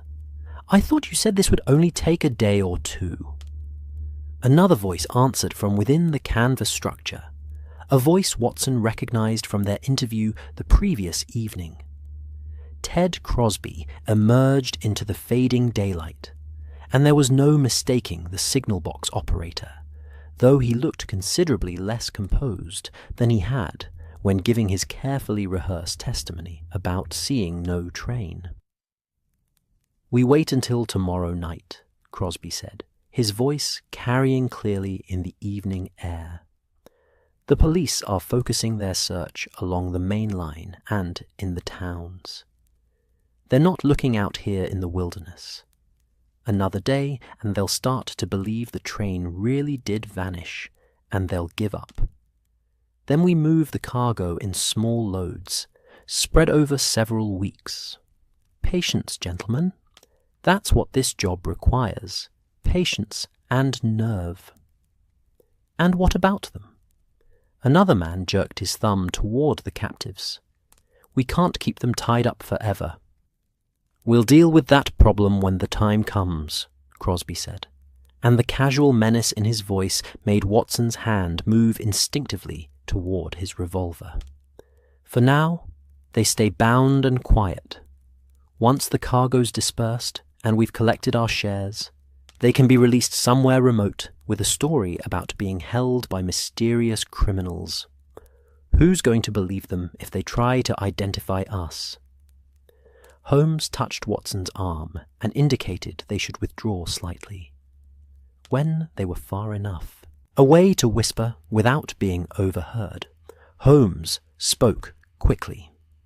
We can't wait for Pemberton to return with help. It will be full dark by then, and these men might decide to move under cover of darkness. We need to act now. How? Holmes, there are 6 of them and 2 of us. Even with my revolver. We don't need to overcome them by force, Watson. We need only to make them believe we have force at our disposal. Holmes's eyes gleamed with that particular light that appeared when he was about to do something dramatic and probably dangerous. Trust me, my friend. And when I give the signal, make as much noise as you possibly can. Shout commands to imaginary constables, fire your revolver into the air. Make them believe they're surrounded by overwhelming numbers. Men engaged in criminal enterprise have guilty consciences. They're predisposed to panic when confronted. Before Watson could object to this audacious plan, Holmes had already begun moving, circling around to approach the train from a different angle. Watson waited, his heart pounding, his hand gripping his revolver, trying to convince himself that this madness might actually work. Then Holmes's voice rang out across the clearing, amplified and authoritative, in a way that seemed to come from everywhere at once. This is Sherlock Holmes. You are surrounded by officers of the law. Throw down any weapons and step away from the train immediately. For one perfect moment, the scene froze like a tableau. The criminals caught in mid-motion, their faces swinging toward the sound of Holmes's voice, with expressions of shock and dawning fear. Then Watson added his own voice to the confusion, shouting fictional commands to non-existent constables while firing his revolver twice into the air, the shots cracking sharply in the evening stillness. The effect was instantaneous and complete. The criminals broke and ran in different directions, each man apparently deciding that saving himself was more important than standing with his confederates. Only Ted Crosby remained frozen for a crucial second longer, his face a portrait of disbelief and horror as he realized that his careful plan had come crashing down. Then he too was running, heading not toward the train but away from it, across the clearing toward the darkening woods beyond. "Stop, Crosby!" Holmes emerged from cover, giving chase. Watson followed, though he knew neither of them could match a younger man in a sprint across rough ground. But Crosby's panic worked against him. He stumbled over unseen obstacles, crashed through brambles that tore at his clothes, and wasted precious seconds looking back over his shoulder. They had almost reached the edge of the woods when a new voice shouted from behind them, "Police, stay where you are!" Watson turned to see Station Master Pemberton emerging from the direction of the old railway line, accompanied by 4 uniformed constables, and, bringing up the rear, with remarkable speed for a man of his years. Mr. Edmund Harcastle himself, the railway company director. Crosby saw them too, and the sight of actual police rather than Holmes's imagined army broke the last of his resolve. He collapsed to his knees in the grass, his hands raised in surrender, his face a mask of defeat. "It's over, Mr. Crosby," Holmes said, not even breathing hard despite the run.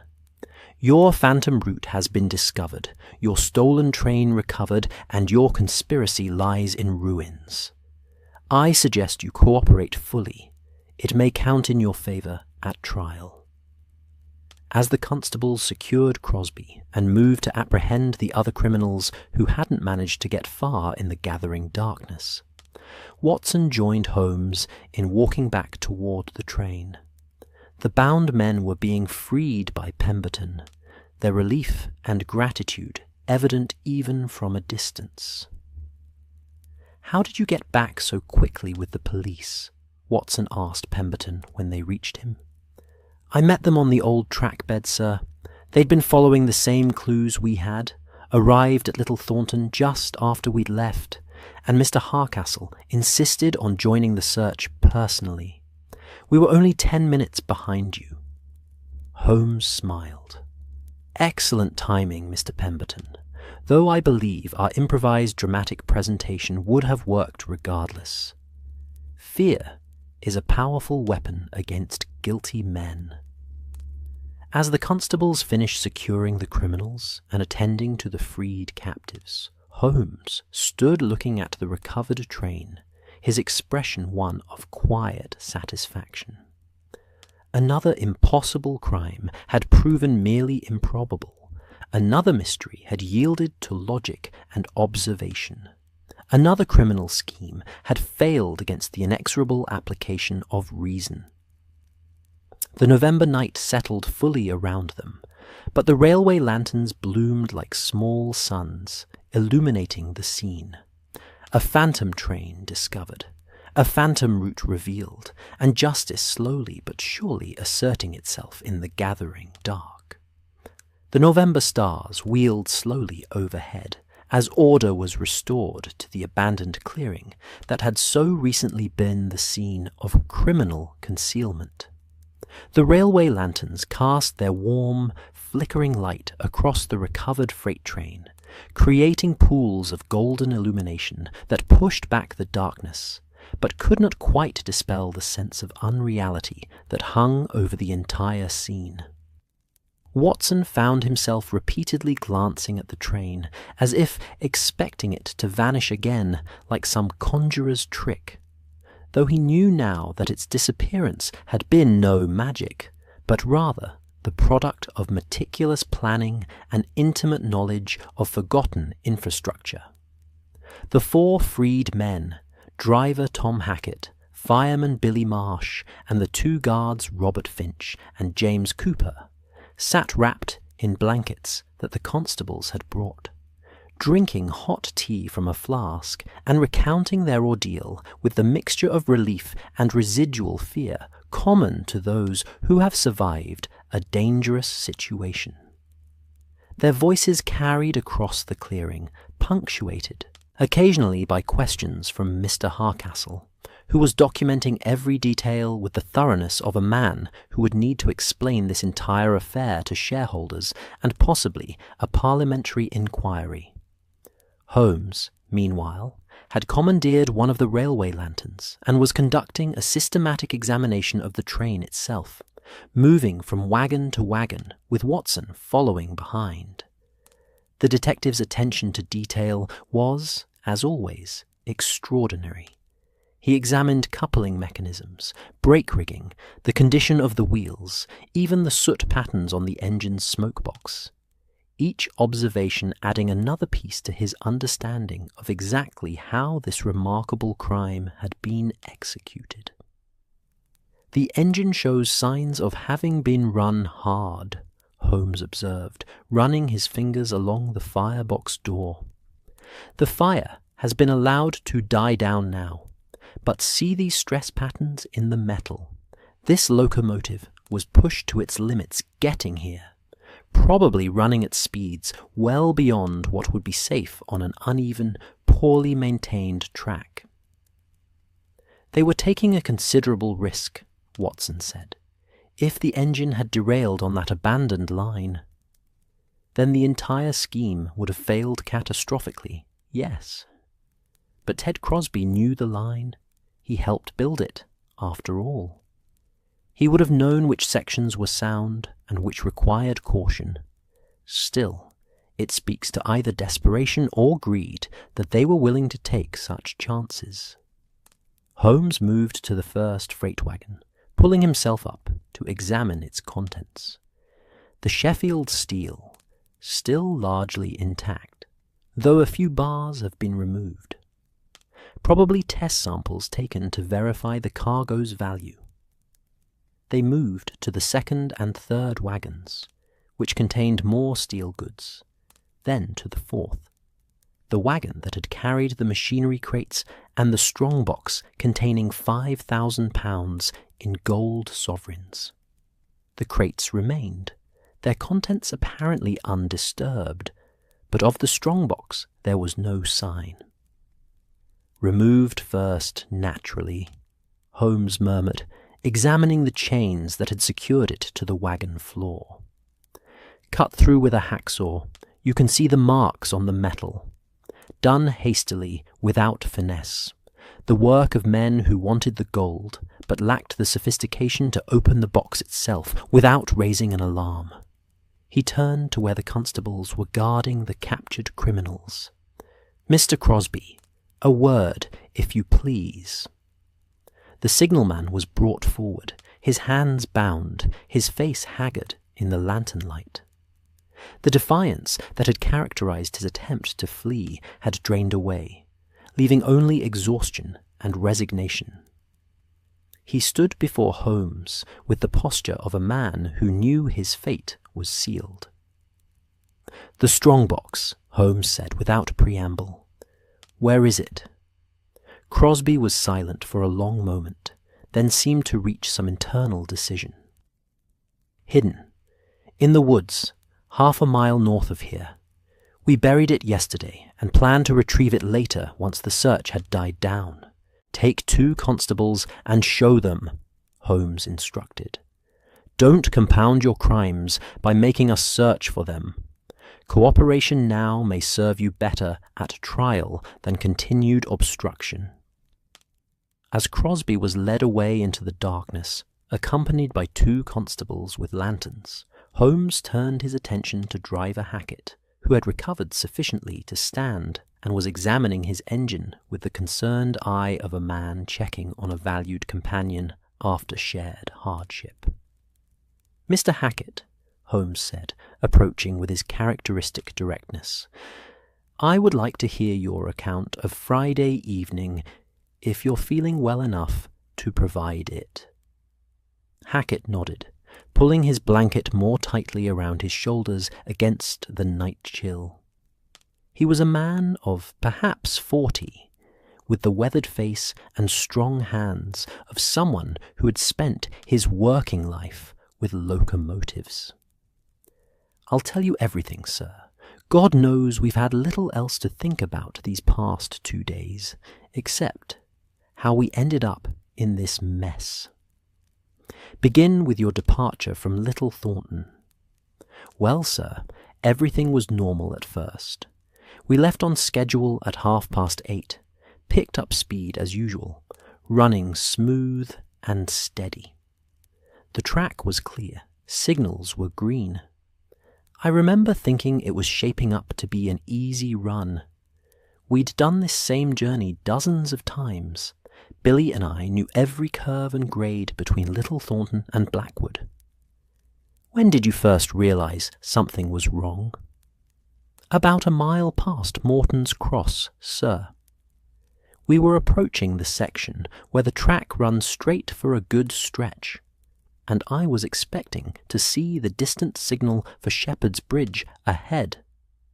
But then I felt the points beneath us, the wheels changing track.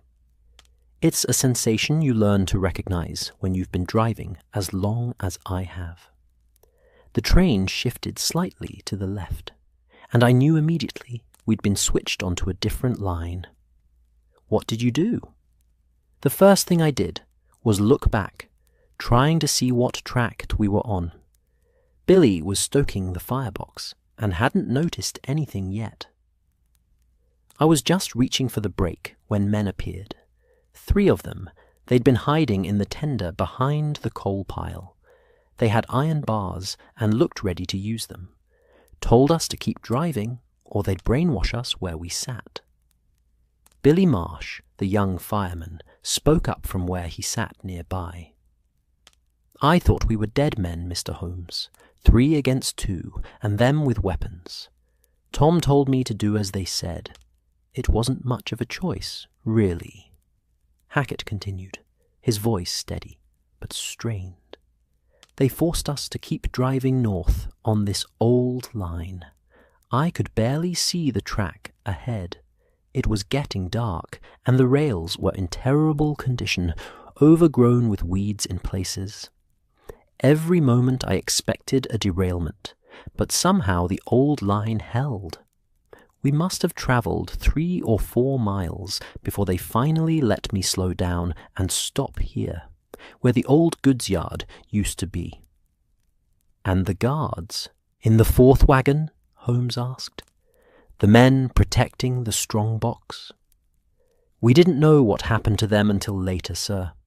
Turns out more men were waiting along the line. They jumped aboard the wagon while we were slowing for a curve, surprising the guards before they could defend themselves. Mr. Finch and Mr. Cooper were bound and gagged before they knew what was happening. Holmes turned to the 2 guards who had been listening to Hackett's account. Robert Finch, the elder of the 2, nodded confirmation. It's God's truth, Mr. Holmes. We were watching the countryside go by, not expecting trouble on such a familiar route. Then, suddenly, there were men in the wagon with us. They must have climbed aboard from the outside while we were moving. Had us trussed up in minutes. Professional work, I hate to say. They knew what they were doing. How many men in total? Holmes asked. 8 that we saw, Finch replied. 3 who took the engine, 3 who took us, and 2 more who seemed to be in charge. Ted Crosby we recognized right away, and another man who did most of the talking. Big fellow, rough voice, seemed to be the one giving orders. Can you describe this other man? Tall, sir, maybe 6 feet, dark beard, scar across his left cheek. Spoke like he was educated, but trying to sound common, if you know what I mean. Not a railway man, I'd wager. More the type you'd find in a betting shop, or organising dock workers. Holmes made notes in his journal, nodding thoughtfully. A criminal organiser, then. Someone who provided the muscle and expertise, while Crosby provided the railway knowledge and access. A partnership of convenience. He looked up at the freed men. Did this man give any name, or did the others call him anything? They called him Mr. Fletcher, Billy Marsh offered, though I got the feeling that wasn't his real name. He seemed the sort who'd have several names depending on which job he was working. And this Mr. Fletcher, did he say anything about the plan? What did they intend to do with the train and its cargo? Hackett nodded. Overheard bits and pieces while they had us tied up. The plan was to keep us here for a week or more, let the search die down. They'd move the cargo out gradually, a cartload at a time to various fences and buyers they had lined up. The steel they could sell to unscrupulous foundries, the machinery to workshops that don't ask questions. And the gold, well, that was the real prize. £5,000 buys a lot of silence and cooperation. They planned to release you eventually. So they said, sir, though I wasn't certain I believed them. Release us somewhere remote with blindfolds and vague stories about being held by mysterious criminals. They figured we couldn't identify most of them, and those we could, like Crosby, would be long gone by the time we were free. Holmes paced slowly around the train, his mind clearly working through the implications of everything he'd heard. Watson knew this mood. His friend was constructing not just an understanding of what had happened, but building the narrative that would be needed for trial, ensuring that every link in the chain of evidence was strong enough to secure convictions. "Mr. Pemberton," Holmes called to the station master, who had been overseeing the constable's work. "Have all the criminals been secured?" "All but one, sir. We have Ted Crosby, and we've caught 4 of the men who were working around the train. But that still leaves 3 unaccounted for, presumably the ones who fled into the woods when you raised the alarm. The local police are organizing a search, but in darkness, through unfamiliar woodland." "They'll be caught soon enough," Holmes said with confidence. "Men of their sort have no experience of living rough in the countryside. By morning they'll be cold, hungry, and desperate enough to present themselves at the nearest farmhouse. Make sure word is sent to all properties within 5 miles to be on alert for suspicious strangers." A commotion at the edge of the clearing announced the return of Ted Crosby and his escort. The 2 constables carried between them a heavy iron strongbox, its surface scarred and scratched from its burial and hasty disinterment. They set it down with a thud before Mr. Hardcastle, who knelt to examine it with the reverence of a man looking at recovered treasure. "The locks are intact," Hardcastle said with evident relief. "They never managed to open it. Probably lacked the tools or expertise. The gold should still be secure inside." He looked up at Holmes. "Mr. Holmes, the Midlands Railway Company owes you an enormous debt of gratitude. Not only have you recovered our train and cargo, but you've done so with remarkable speed. Had this situation dragged on for weeks, the damage to our reputation would have been incalculable." "I appreciate your kind words, Mr. Hardcastle, though I suspect your gratitude will be more tangibly expressed through your fee," Holmes said with a slight smile. "But I must point out that while we've recovered the physical assets, the question of how to restore this train to active service remains. We can hardly drive it back along an abandoned branch line in darkness." This practical observation prompted a flurry of discussion among the railway officials and constables. Pemberton proposed sending for a work crew to inspect the old branch line by daylight, determine its safety, and then carefully drive the train back to the main line junction under close supervision. Hardcastle agreed this was the most prudent approach, though he insisted on posting guards at the train through the night to prevent any further mischief. As these arrangements were being made, Holmes drew Watson aside to where they could speak privately. The clearing was now a scene of organized activity. Constables guarding prisoners, officials making plans, freed men being examined by a doctor who had arrived from Little Thornton. But Holmes's expression suggested his mind was already moving beyond the immediate resolution. "A satisfying conclusion, wouldn't you say, Watson?" Holmes said, gazing at the recovered train with an expression of quiet satisfaction.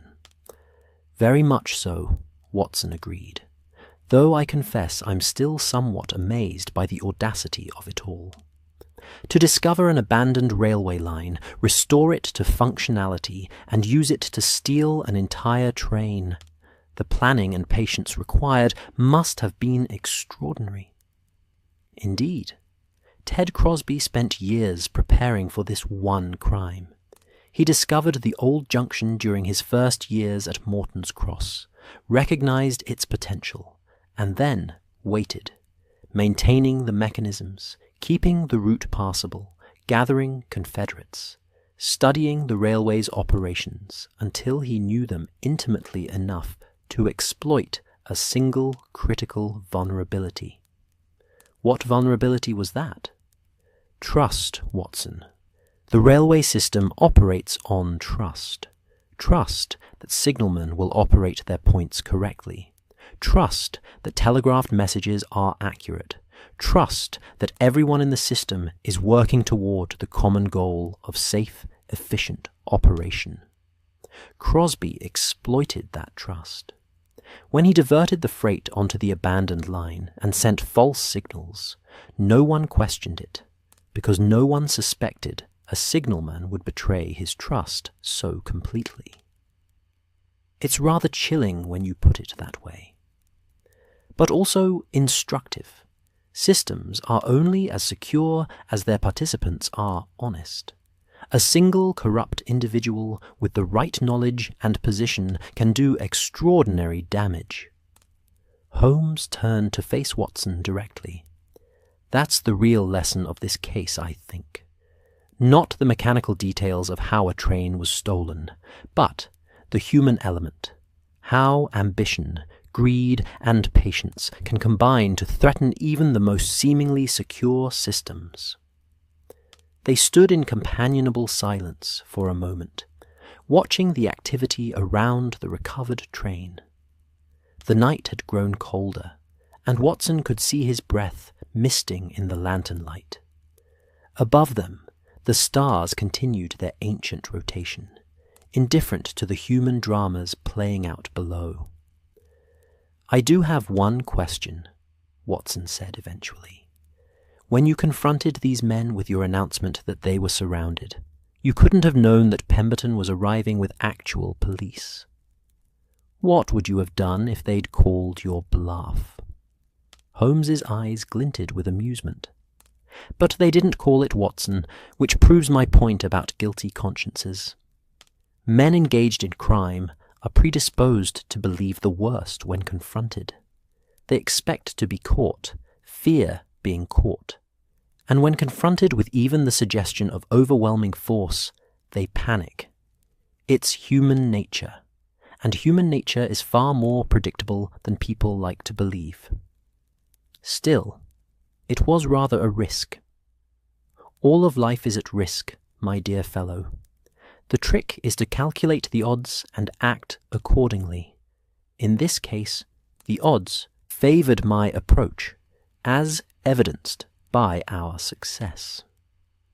Before Watson could respond to this characteristic piece of Holmesian philosophy, Mr. Hardcastle approached them with purpose in his stride.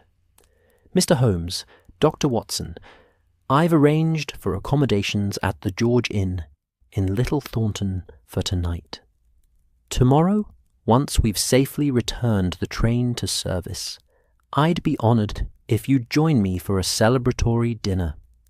The company's board of directors will want to thank you properly, and there's the matter of your fee to be discussed." "Most generous, Mr. Hardcastle. We accept, though I warn you that my fee may seem extravagant given the value of what's been recovered." "After what you've accomplished, Mr. Holmes, I doubt any fee you name could be considered extravagant." Hardcastle glanced back at the train, his relief evident. A vanished train recovered, a criminal conspiracy exposed, and our company's reputation preserved. That's worth considerably more than mere money. As they prepared to leave the clearing, a small party would remain to guard the train, while the majority returned to Little Thornton for the night.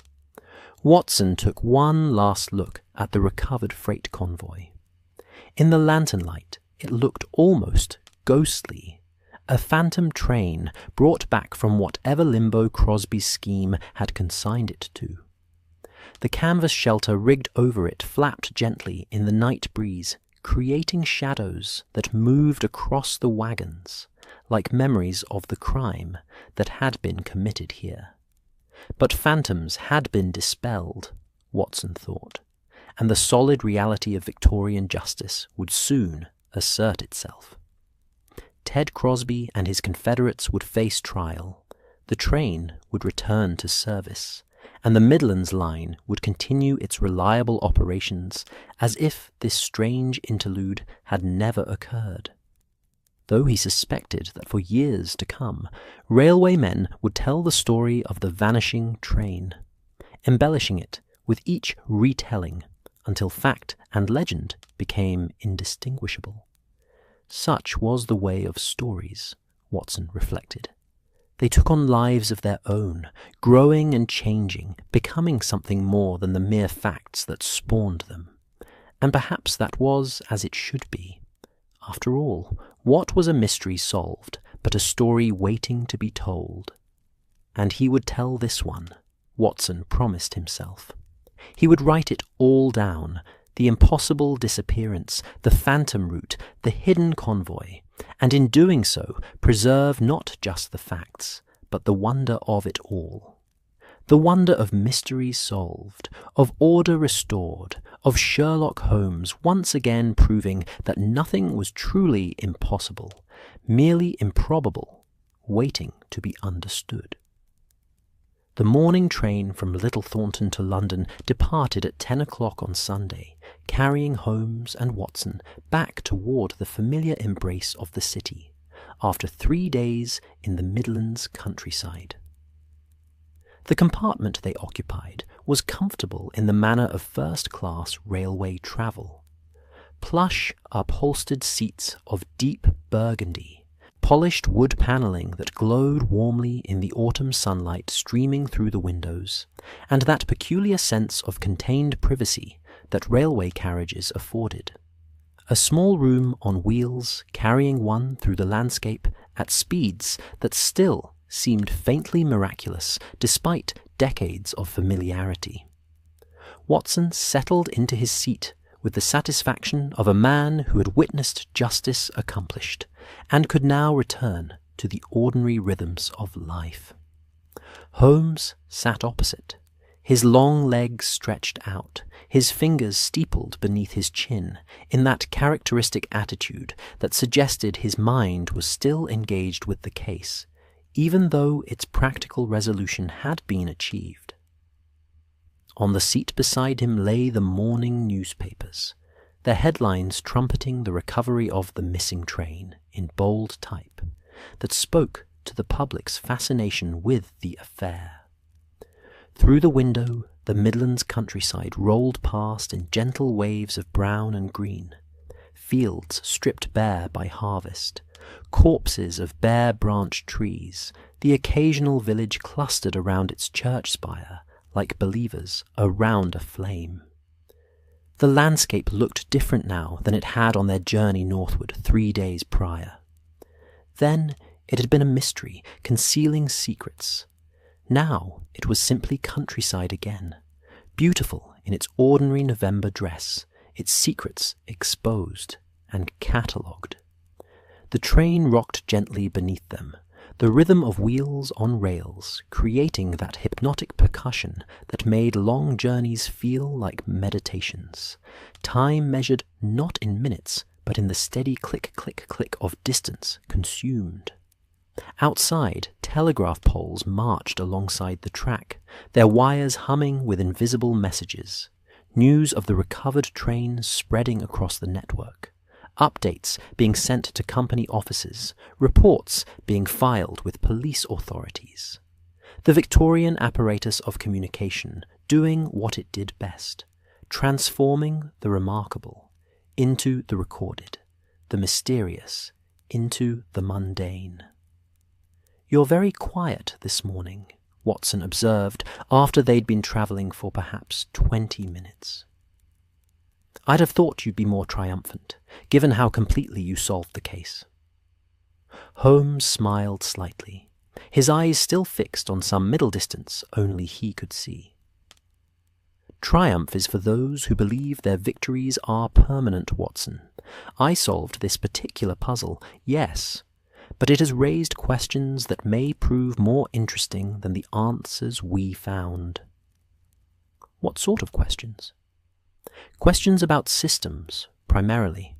about trust and vulnerability, about the spaces between the ordered and the forgotten. Holmes shifted his gaze to the window, watching the countryside flow past. Consider what this case revealed. The British railway system, which we think of as thoroughly modern, meticulously organized, and completely mapped, contains within itself forgotten routes, abandoned infrastructure, ghost lines that official records insist don't exist. How many other such anomalies might there be? How many other exploitable gaps in the system? Watson frowned thoughtfully. You're suggesting that other criminals might discover similar opportunities. I'm suggesting that every system, no matter how carefully designed, contains vulnerabilities that emerge over time. The railway network was built rapidly, speculatively, with competing companies and overlapping routes. When the dust settled and consolidation occurred, some pieces were simply left behind, not demolished, not incorporated, just forgotten. Those forgotten pieces become opportunities for those creative and patient enough to discover them. Rather a pessimistic view. Realistic, I'd say, though perhaps there's optimism in it as well. The knowledge that no system can ever be perfectly secured should make us more attentive, more questioning, less complacent. Ted Crosby's scheme succeeded as long as it did, because no one questioned the assumption that a train departing one station must arrive at the next. Once we questioned that assumption, the solution became almost obvious. The train passed through a small station without stopping, the platform a blur of waiting passengers and stacked luggage. Watson glimpsed a station master checking his pocket watch, ensuring that the world remained synchronized to the railway's demanding timetables. There was something reassuring about that small gesture, he thought. The human attention to detail that kept the vast machine of modern transportation functioning smoothly. "I've been thinking about Ted Crosby," Watson said. "What drives a man to spend years preparing for a single crime? The patience required, the risk, the betrayal of trust that his position demanded. It seems almost incomprehensible." Holmes considered this carefully before responding. "I suspect that for Crosby, the crime itself was less important than what it represented. He was a man of limited prospects, a signal box operator, respected perhaps, but never wealthy, never significant beyond his small domain. Then he discovers this forgotten junction, this ghost route, and suddenly he possesses secret knowledge. He alone knows that the impossible might be possible. That knowledge must have been intoxicating. So it was about more than just the gold. Oh, the gold was certainly important. £5,000 represents a life-changing sum for a man on a signalman's wages. But I suspect what really drove Crosby was the intellectual challenge, the satisfaction of proving he was cleverer than the system that employed him. In his own way, he was an artist. His medium was railway infrastructure, and his canvas was that abandoned branch line. He restored it, maintained it, kept it functional for years, while waiting for the perfect opportunity. That requires a kind of dedication that mere greed alone cannot sustain. You almost sound as if you admire him. I admire the patience and planning, certainly, but I abhor the betrayal and the violence, holding innocent men captive, threatening their lives. Crosby's artistry was corrupted by his purpose. Had he applied that same patience and attention to detail to legitimate ends, he might have risen far in the railway company's hierarchy. Instead, he'll spend the next decade in prison, his talents wasted on a single failed crime. The train slowed as it approached a junction. the points clicking beneath them as they were switched to the appropriate track. Watson felt that slight shift in momentum, that subtle change in direction, and thought of how such small mechanical movements could redirect an entire train, send it toward its intended destination, or, in Crosby's scheme, toward a hidden route and criminal concealment. The vulnerability of it was striking once one knew to look for it. They passed through a more substantial town now, its factories sending up columns of smoke that merged with the low clouds, its streets busy with Sunday morning activity, families walking to church, shopkeepers sweeping doorsteps, children playing in small parks. The railway carved through the heart of it all, simultaneously connecting the town to the wider world and separating it into distinct sections. Progress and division, Watson thought, two sides of the same industrial coin. What will happen to the abandoned branch line now? Watson asked. Will the railway company finally demolish it properly? I suspect so, yes. Mr. Harcastle was quite emphatic about it yesterday evening. The branch line represents a liability now that its existence has been publicized. They'll send work crews to tear up any remaining track, dismantle the junction mechanism, probably even fill in the cuttings and level the embankments. Within a year, it will be as if it never existed, erased from the landscape as thoroughly as it was erased from the maps. Seems a shame in a way. It's a piece of history. History that proved dangerous when forgotten, but not destroyed. Though I take your point, there's something poignant about these abandoned routes, these failed ambitions. Each one represents someone's dream of progress, of connecting communities, of building something that would last. When those dreams fail, we prefer to forget them, rather than maintain them as monuments to ambition unfulfilled.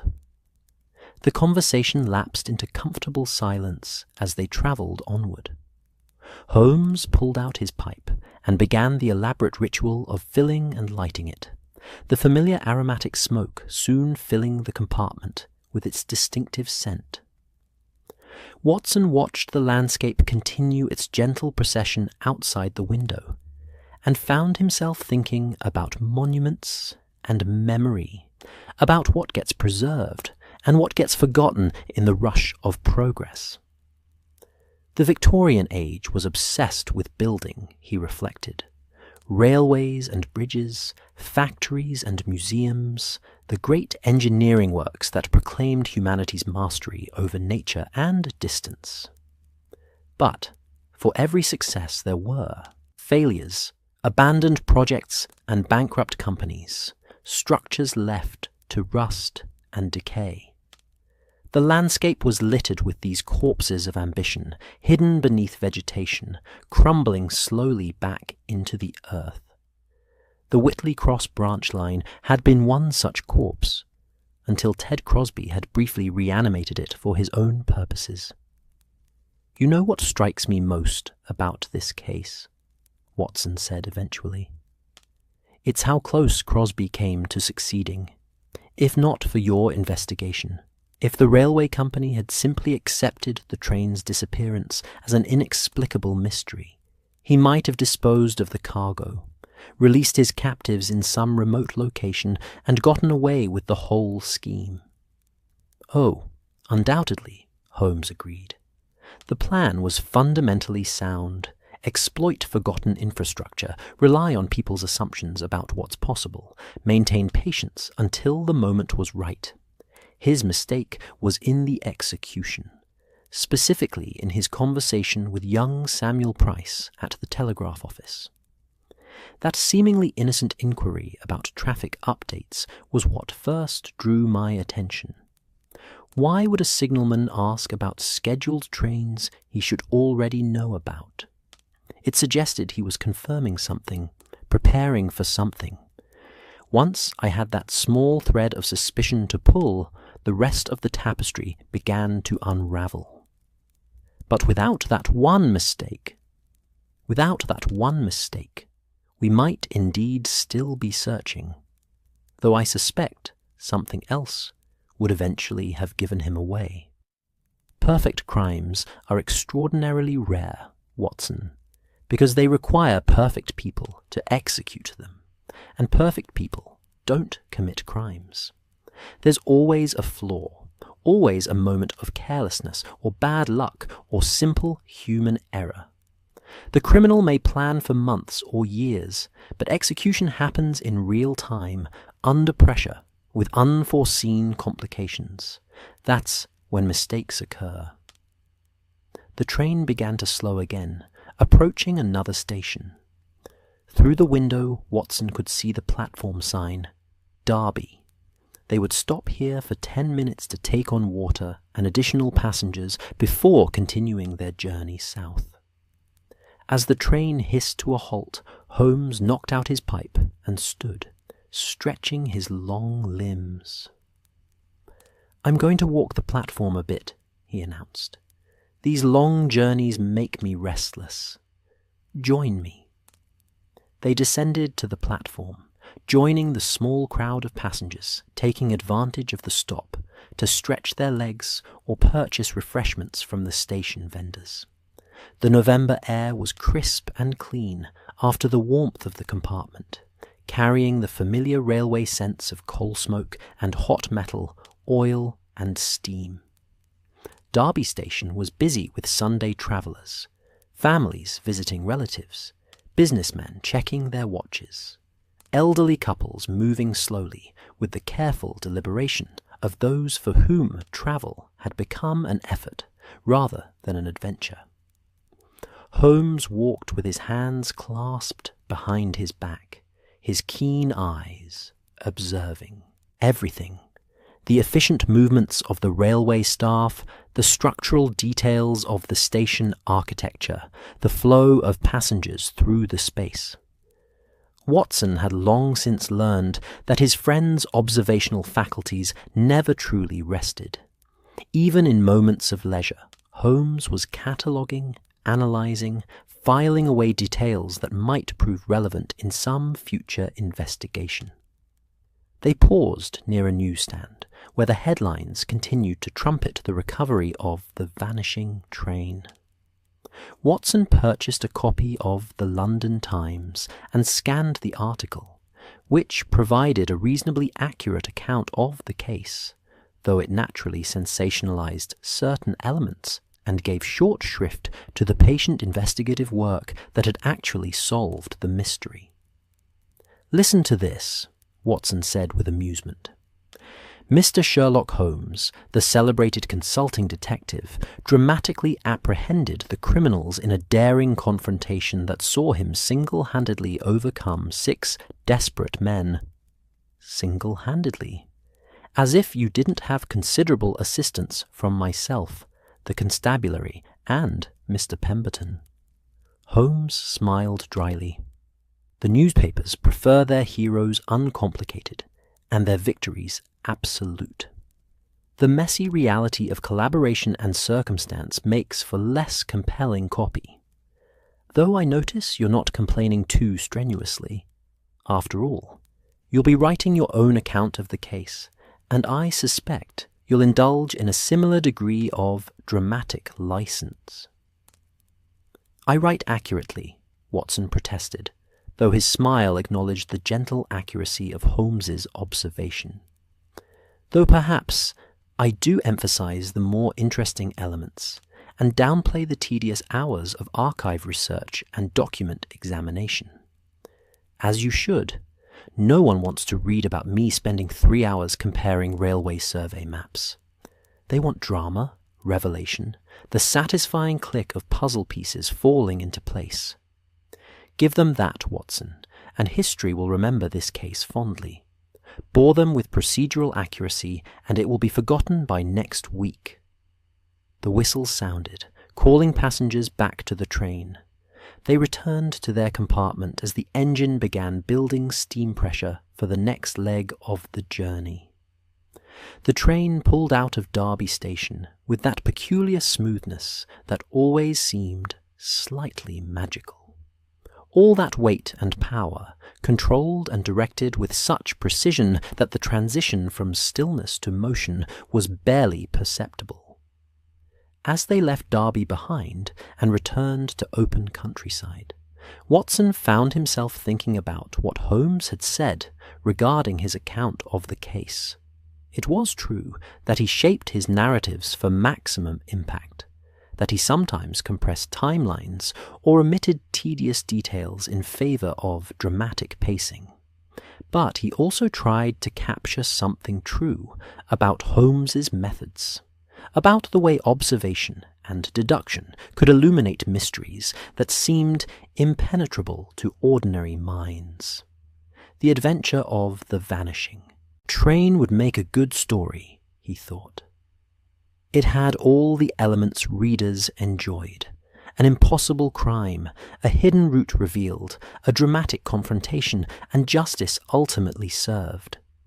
But it also had deeper resonances, questions about trust and systems, about forgotten infrastructure and exploitable vulnerabilities, about human ambition, both noble and corrupted. "I'll write it well," Watson said suddenly. "Your investigation, the discovery of the phantom route, all of it. People should know how close Ted Crosby came to succeeding, and how careful attention to detail and refusal to accept the impossible ultimately exposed his scheme." "I have no doubt you will," Holmes replied warmly. "You have a gift for making my work seem more interesting than it actually is. A considerable talent, given how much of detective work consists of sitting in archives or walking muddy embankments in the rain.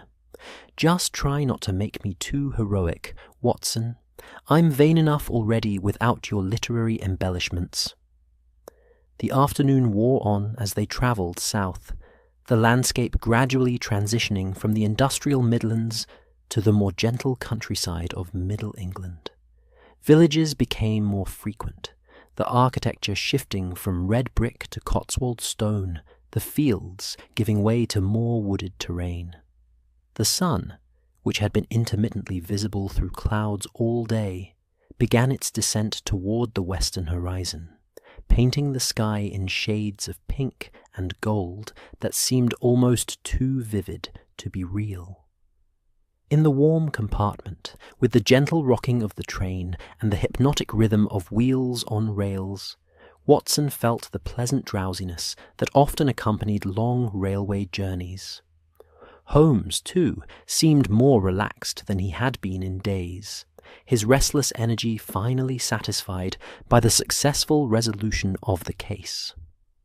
For a time, they simply sat in companionable silence, watching the landscape flow past, each lost in his own thoughts.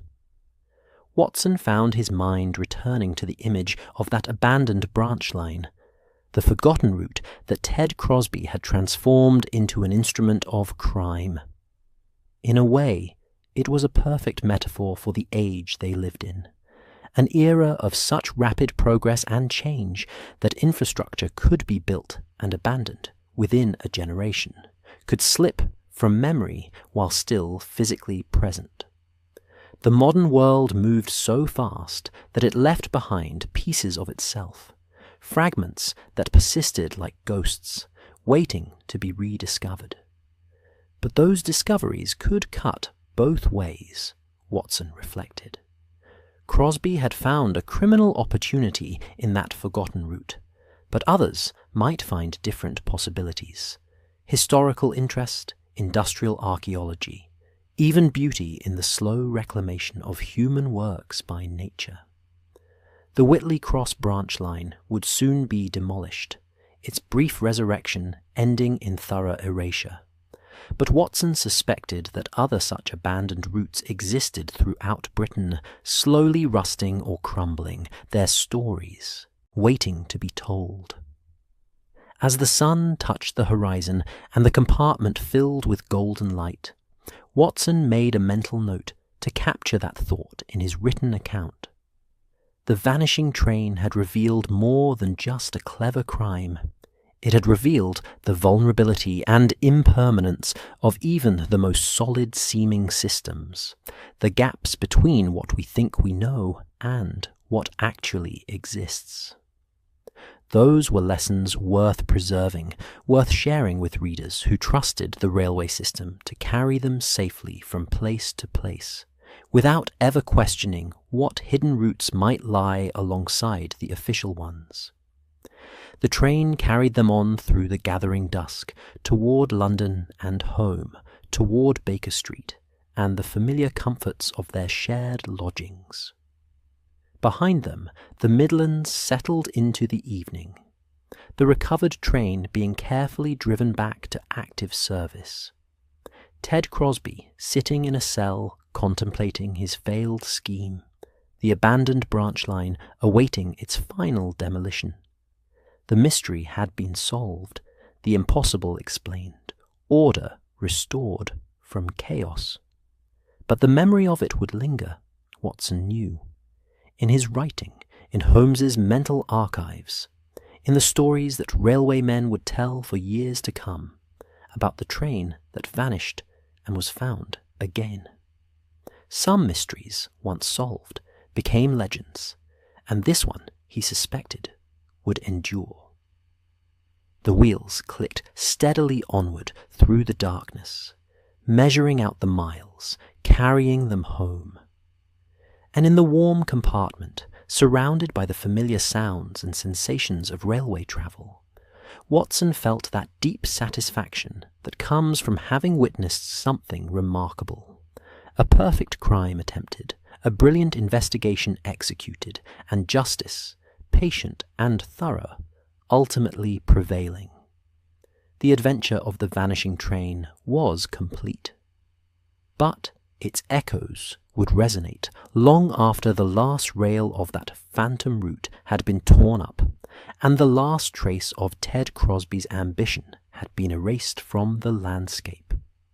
The train rolled on through the November night, and Watson closed his eyes, letting the gentle rhythm carry him towards sleep, toward dreams of impossible disappearances and hidden routes, of mysteries solved and stories waiting to be told. That's our story tonight. Perhaps you're sinking into rest beneath the soft skies of Seville, the warm ocean breeze of Cancun, the peaceful evening glow of Helsinki, or the quiet night rhythm of Kyoto. If this tale brought you peace, like the episode and subscribe for more nights wrapped in soothing comfort. Let the silence drift around you. Let your breath grow light. Let your dreams wander softly into the dark. Sleep peacefully now, wherever you are in this beautiful, wide world.